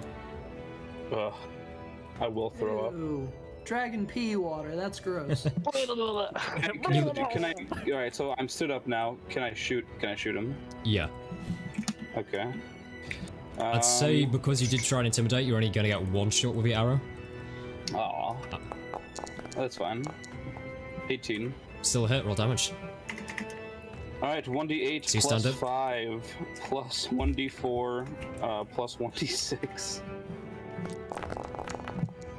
Alright. You know what? I'm going to re-roll that damage dice real quick. Dude, how many times can you do that? Like, Imagine getting 14, worse. 14 damage. 14. Okay. Damn, I want. That's the end of my turn. Then I Sneak don't really have much for a bonus action. With that, it brings us to a turn of a dragon. Now that he is, here we go. I'm doing this. now Let's do that this. he is I'm out ready of for the it. range of, now that Maverick can't make opportunity attacks against him, he simply is going to fly over here and do a line straight encompassing Garcus and Leokas. let's Go. Oh, a line, you say? That's a very interesting gonna- terminology that you decided to use there, Spencer. He's gonna do a line. Yeah. He's gonna a big fat one on. Spence. The dragon flies away and does a fat line now. He is gonna, you see, you see as the breath circulates and this acidic purple saliva gathers in his mouth. Garcus, he looks straight down and he says, "Well, you fought well. I need you all to make not all, I need Garcus and Leokas to make dexterity saves for me." And I have advantage. Leokas failed. Leokas failed. Oh boy. Well, no, it's a 15. Never mind. Oh boy. It's I got DC a 16, so 13. unfortunately you both fail. Oh, boy. okay. It's a DC 16. Okay. Oh, this is gonna hurt so bad. I know it. It's gonna hurt Leokas bad. He's on like 15 hit points. Hold on. Did Leokas get the healing from my healing word thing? Yes, how much was that, sir? It was like, Because he's still at 13 health, and I thought I gave him Was it 8? 3d6. Oh. It was like 14 health, 13 or 14 health. Okay, so I'll put that to 26 for you. Okay. Okay, but you are Leokas. As his breath comes down, Leokas and Garcus are both going to take 51 points of damage. Never mind. Leokas is down. 51. 51 points of acid damage. It's Leokas is down, but not dead. almost dead outright. Scarily close. About 10 hit points off. As it blasts straight through. This is getting really bad. This is getting really bad. Can now. Leokas do a hellish rebuke before he falls unconscious? I'd say so, yeah. That makes the dex Okay, save. he'll use a paladin spell slot for that. He gets dex a- save from the dragon. That would be a 13. Meets it, beats it. His Damn. dex is 13. Yeah, Okay. he has really low charisma. He's only got a +2, and he's a paladin. The Unfortunately. breath comes across the floor, hits Garcus, badly wounding him, and then hitting Leokas, downing him. And with that, he has a decent amount of movement left. He's Takes got- 5 points of fire damage from the hellish rebuke, Damn. Okay. and shield of faith is down. It would have been handy if I had drank that acid resistance.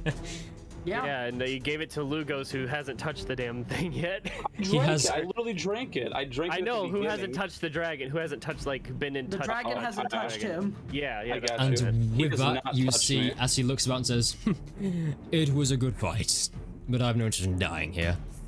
And he's going to use the last 60 feet of his flying movement to go over here. You bitch. You see as he bitch. drops his wings and he fires himself down into the water, and then he's going to use his 40 feet of swimming to go as vertically far down as possible, and then you see as the black shape disappears. No, this little coward bitch boy. 2 hit points. No. Yep. But you see as I'm at 2 hit the points. water splashes about him as the black blood leaves and trails. How far did he move? He moved all the way into the water, and then he moved 40 feet vertically down into the water. So how much total? In total, that would have been 120 feet. 80 feet of flying, 40 feet of swimming. I could do that much. I could probably do that much. Unfortunately, I'm leaving you, buddy. Unfortunately, it's not your turn. Yeah, true. But All right. So I get up. Maverick, yeah. I get up. Is Garcus and Leokas both unconscious? Garcus is still up, Leokas unconscious. I will use my last D6 of healing light as a bonus action to get Leokas stable. He will get my last D6. He has 3 health and he's conscious. Okay, nice. I will use a dash action. Okay. So 5, 10, 15, and then dash action. 5, 10, 15, and then I dive into the water. Okay. Yeah, he's going for it, dude. Full send. As you dive into the water, you kind of acclimatize your eyes to it. It seems this is a full connection of underground tunnels collecting the entire area you've been in. All those different water pools you've seen is all connected to a vast underground lake almost. I am going to use my my special eyeballs as my eyes probably begin to bleed under the water. I can see through magical and non-magical darkness and obscurities up to 120 feet. You can see the figure of this dragon I have special flittering eyes. away. About 40 feet below you, disappearing. Is that your turn? So that was my bonus action to stabilize Leokas, and my action to dash. Yeah. Yep. Cool. You see as Garcus and Leokas are hit by this acid breath, and the dragon dives into the water, leaving you just kind of there, stunned. You see Maverick bleeding profusely with 2 hit points, and I just dive into the water. How close into the water? I am 15 feet below the surface of the water. But how close to the water am I? I don't know. You How are. close are you? From the shoreline, 60 feet. From the edge of the water. 60 feet? Yeah. Fuck. Do you want to run, dash, and inspire me? Then yell at the water, scream really loudly? Yeah, but he's gonna be gone by the time... Scream into the water. Scream into the water. How close is Gar? Garcus is 30 feet from the edge of the water. I'm 30 feet. How far is your throwing axe? I think my axe can go 60 feet. Up to 60 feet at disadvantage, I think. Okay. Yeah. But if I reckless... I have a question for you, and literally just for cool. No, that doesn't work. Never mind. Not gonna do that either. Fuck. Well, I guess. Yeah. Screw it. Wait. I'm gonna run. Leokas mutters, "Kishop, spell me, magic me, to whatever I can reach him." As he coughs up blood. All right, pal. Shit. I'm gonna take. Fuck it. I'm gonna use my inspiration, and I'm gonna give it to Leokas. Leokas of all people. Leokas has one spell that makes this all worth it. And then Believe you me. And I can't do much else. Yeah, I guess I'll just run. Oh, I know. Oh, damn. Oh, I know. He can do it. He can I'll run over to the water's edge with an action.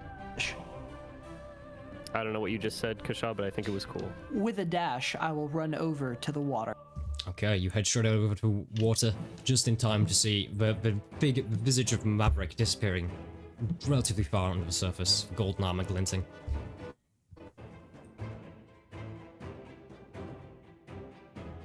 Is that your turn? Yeah, that's all I can do. I can't believe freaking Logan added this spell. I don't see it used very often. What spell is it? You'll see. Okay. Garcus, you're up. You're horribly injured. You look, you've got kind of acid burns down your shoulder and your chest. It's his he only used 2 out of his 3 spell slots, so he has 1 more. So I'm going to. I have 35 feet of movement. 35 feet of movement. I believe you. So I am going to. Dash? Yep. I'm going to dash in the water. Okay. I'm really chasing him. So Yeah, I want feet of this. swimming. Another 30 feet of swimming. So how far is he away, like underwater? He is 40 feet vertically underwater. So he's Obviously- 5 feet away from me right now. Or 10 feet. If he's 40 foot down and you use your dash action and swam 30 feet, then he's... Swimming, unfortunately, is classed as difficult terrain if you don't have a swimming speed. Oh, yes. So you're 15 feet below the surface of the water. You're with me. Yeah. Wait, so that means I'm only 10 feet below the surface because I'm encumbered. Yeah. With heavy armor. So I'm 10 feet below the surface instead of 15 because that's halved. We round down. No, I here. just about it. There we go. 10 feet below the surface. Garcus, I can ask if you are swimming down? Yeah. Okay. So, you dive into the water to chase after. You get a bit further down than Maverick with your kind of increased jump down as your halfling form darts through water. Lekas, I know what he's gonna do. He's gonna cast Expeditious Retreat. Okay. And he can With his take hands. the dash action. Yeah, as part of this bonus action and subsequent bonus actions, he can dash. Okay. So he'll get up, use 15 feet of his movement, and he will use 5, 10, right, sorry. He will go 5, 10, 15 here, and then he will bonus action dash to do 15 feet below the surface. And he can use the remainder of his walking speed to swim, correct? He has to stand up. Oh, okay. So he used half his movement to stand up because he's not an athlete. So he used his regular movement to get to here. I can't move him. Oh, yep. There you go. And then he expeditiously retreated, bonus action dashed down. Okay.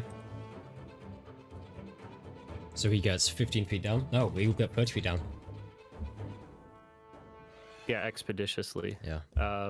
Yeah. 30 feet down. What's the range on the dragon from Leokas now? Well, he's feet? 10 feet 10 vertically feet. down and also 10 feet horizontally across. So a 15-foot range. Yeah. Okay.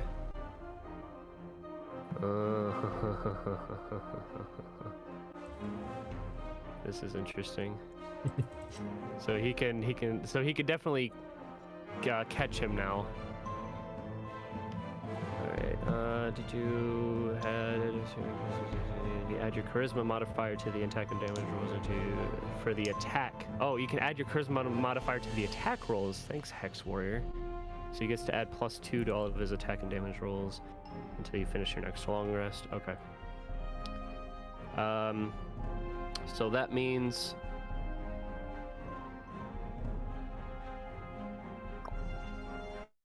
okay.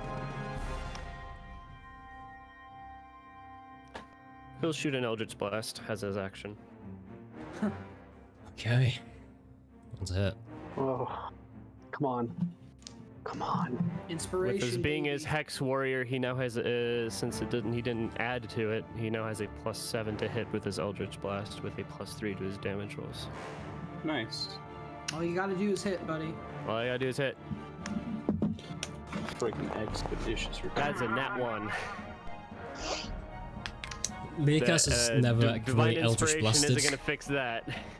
Yeah. Leokas has never really Eldritch Blasted much underwater, so as he does it, he doesn't quite have a trajectory right, and it fires off to a far wall, sending rocks tumbling down into the water. He can still catch up to him on his next turn, perhaps. So, But his that turn. I think that's all that he can do. Yep. Okay, that brings us to Joy. I assume Joy might just probably stand. I don't think Joy would dive in. No, she's gonna harvest probably money. Lord. Lugos. Yeah, but Lugos is the Yeah. one with the With the what? With the bag Would of you like holding. Joy to do anything? Honestly, Joy can't really do much. I guess she'll join the rest of the party with trying to chase the dragon. She has her boots of speed. Yes. So I don't think she would though, because she said she's not fighting She the dragon. specified not wanting to go chasing after this dragon if at all possible. Oh, that's true. No, yeah. She's gonna Just get money. She's Start filling looting, her. She's filling the bag of holding. Gems. Or not the bag of. She's filling her bag with just gems and gold. Okay. Brings us to a turn of Lugos.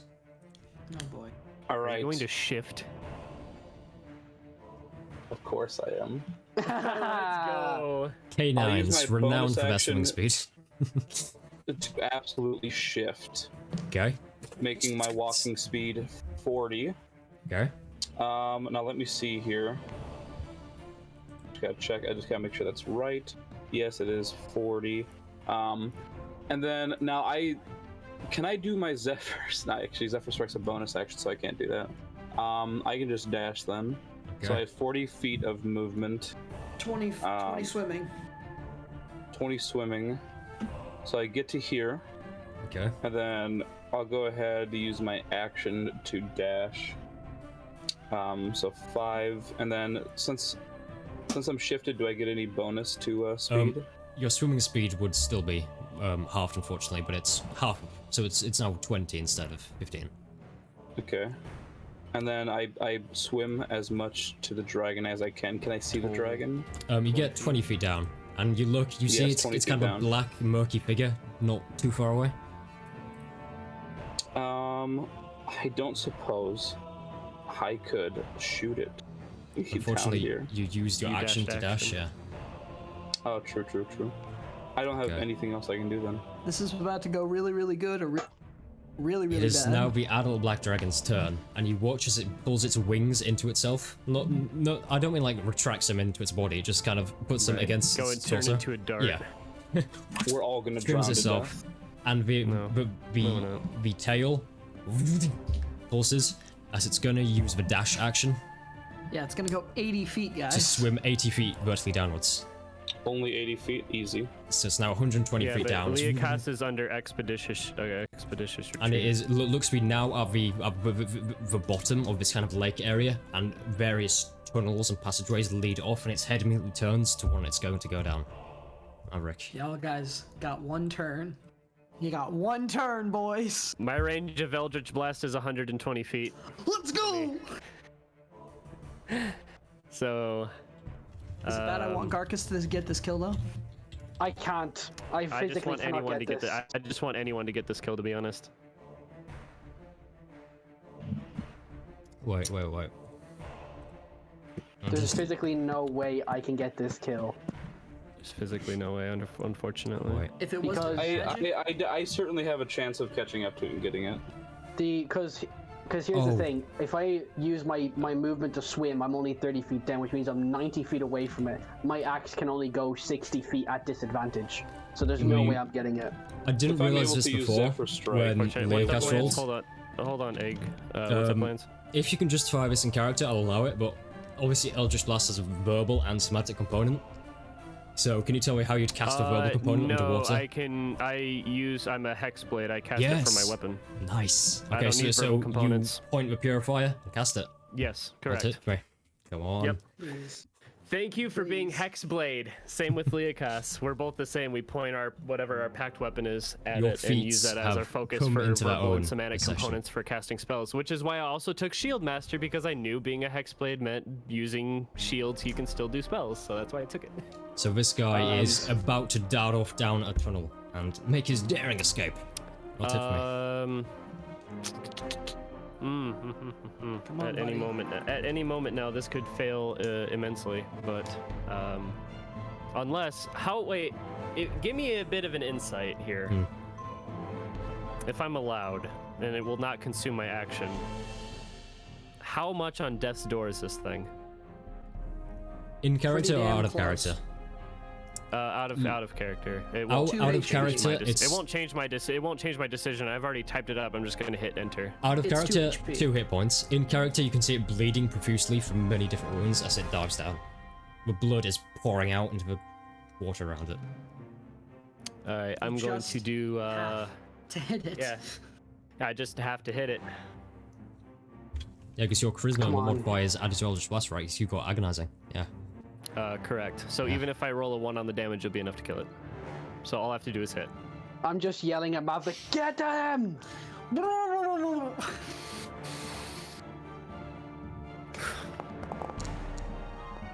Mod of 20.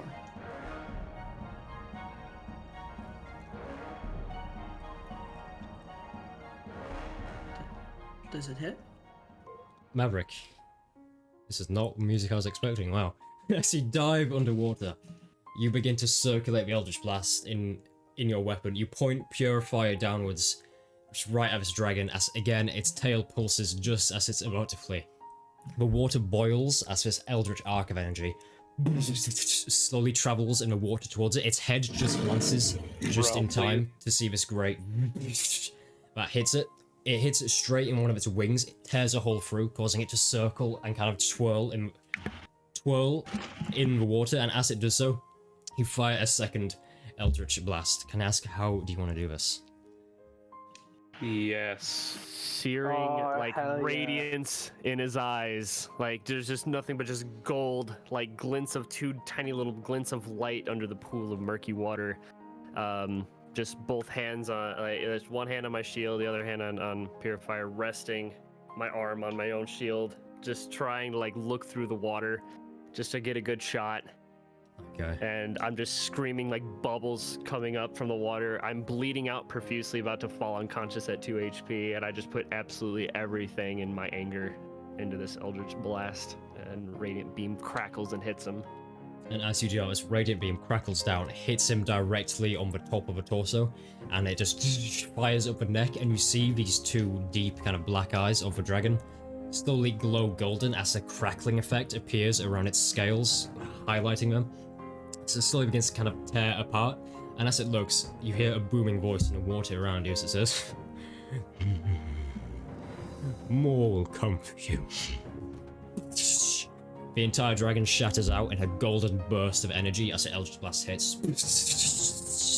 And you feel a rejuvenation come over you, and a weird feeling. It's like warmth slowly spreading out from your body. As you look, and there's a figure in front of you, and it's a figure you recognize as Zelisas. No one else can see this. It's a visage just for you to see, maybe 10 feet in front of you. So it reaches out a single hand and places a finger on your forehead, placing a divine boon on you for your good work. Your charisma score is now 17. Oh. Yeah. Damn! As the dragon body explodes, Garcus and everyone on the surface, you just see shards of light, like a brilliant, gorgeous crystals, pierce the water. You have to shield your eyes because it's such brilliant and divine. The entire cave seems to calm down and become more breathable. And you hear a kind of as you hear the vines outside this mountain hillside you're on slowly retract and the forest return to its natural shape. Can I try and swim down to try and retrieve some kind of scale or one of the horns or teeth or something belonging to this creature that I can bring back as a thing of they're dead? You see, it's weird, the scales have fractured in various different kind of puzzle pieces almost. Just kind of pure motes of light. There's one which encompasses the scarred eye. It kind of goes and covers a mangled mosaic scales. Goes down all the way to the snout and the toothy maw, and comes up to its jawbone and contains its horn as well. So it's actually one side of its face, the damaged side of its face. Just it's not fleshy, it's turned hard and crystalline. Yeah, I'm gonna take that. Can I break the horn? Or can I take one of the teeth? Is there any teeth? There's a few horrible twisted teeth, but I'll say because you're still in rage, you can try and snap the horn if you like. Yeah, I'm gonna snap the horn. Yeah.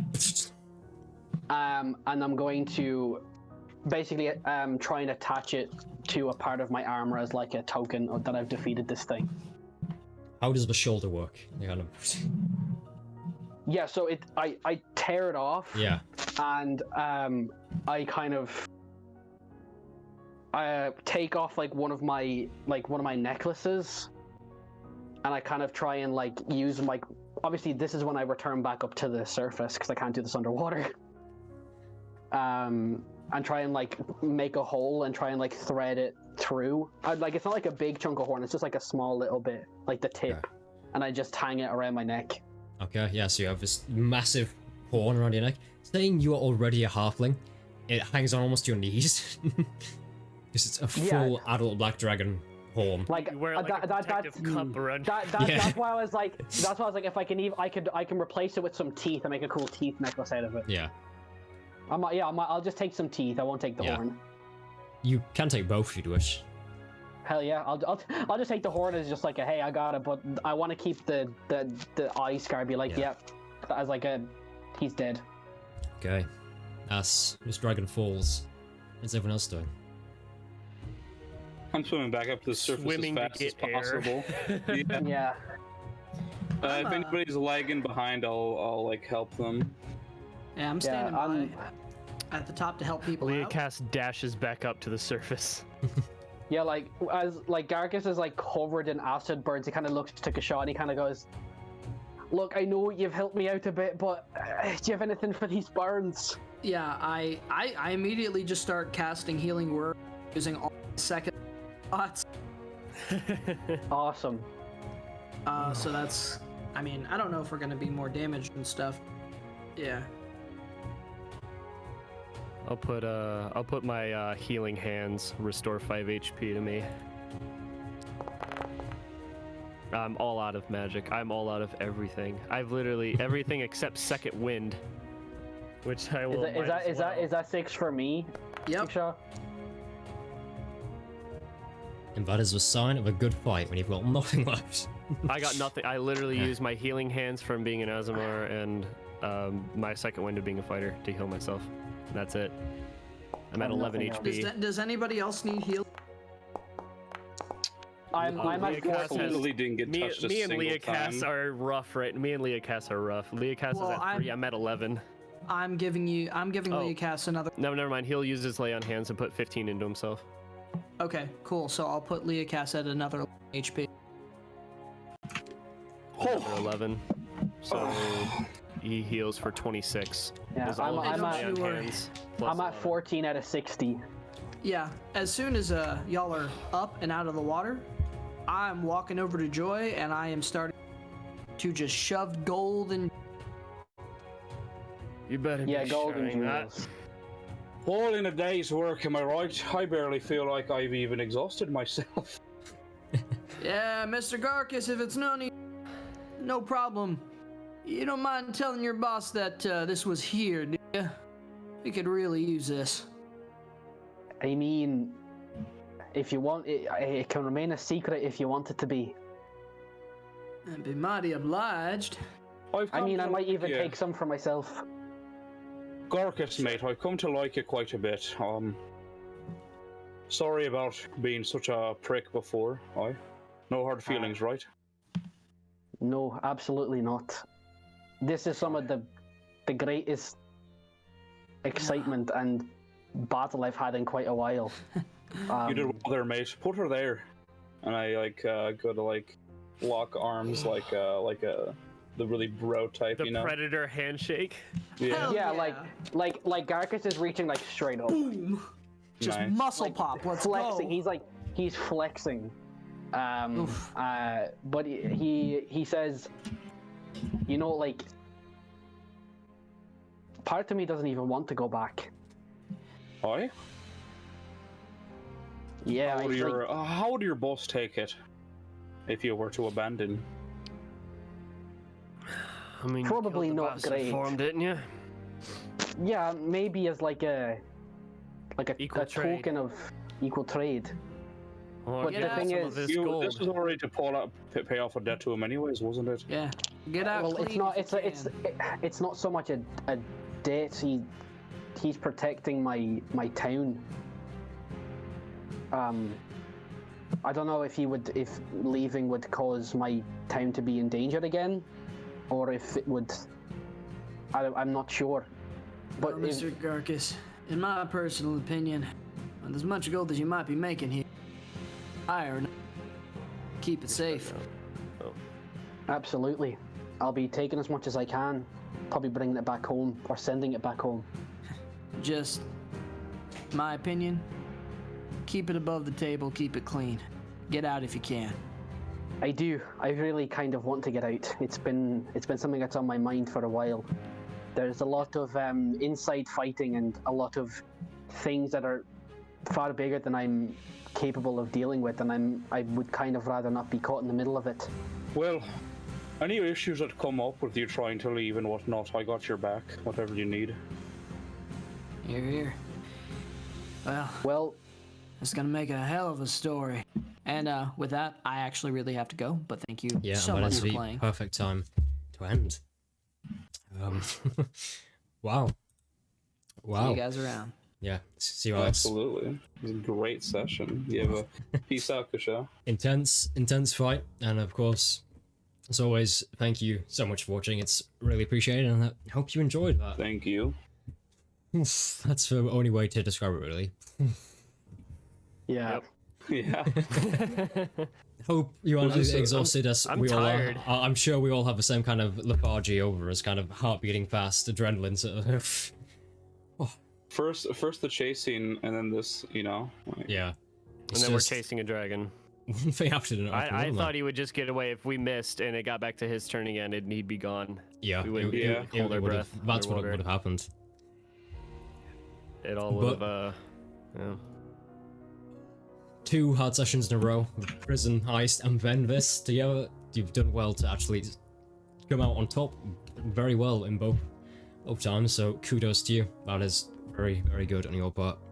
But apart from that, it is time for us to leave it for another week.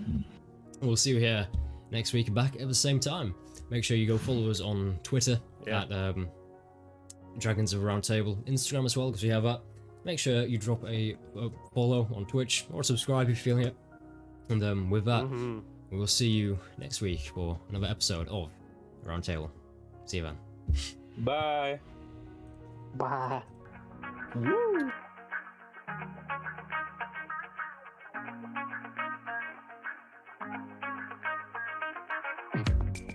Have the strangest feeling to know what to believe in.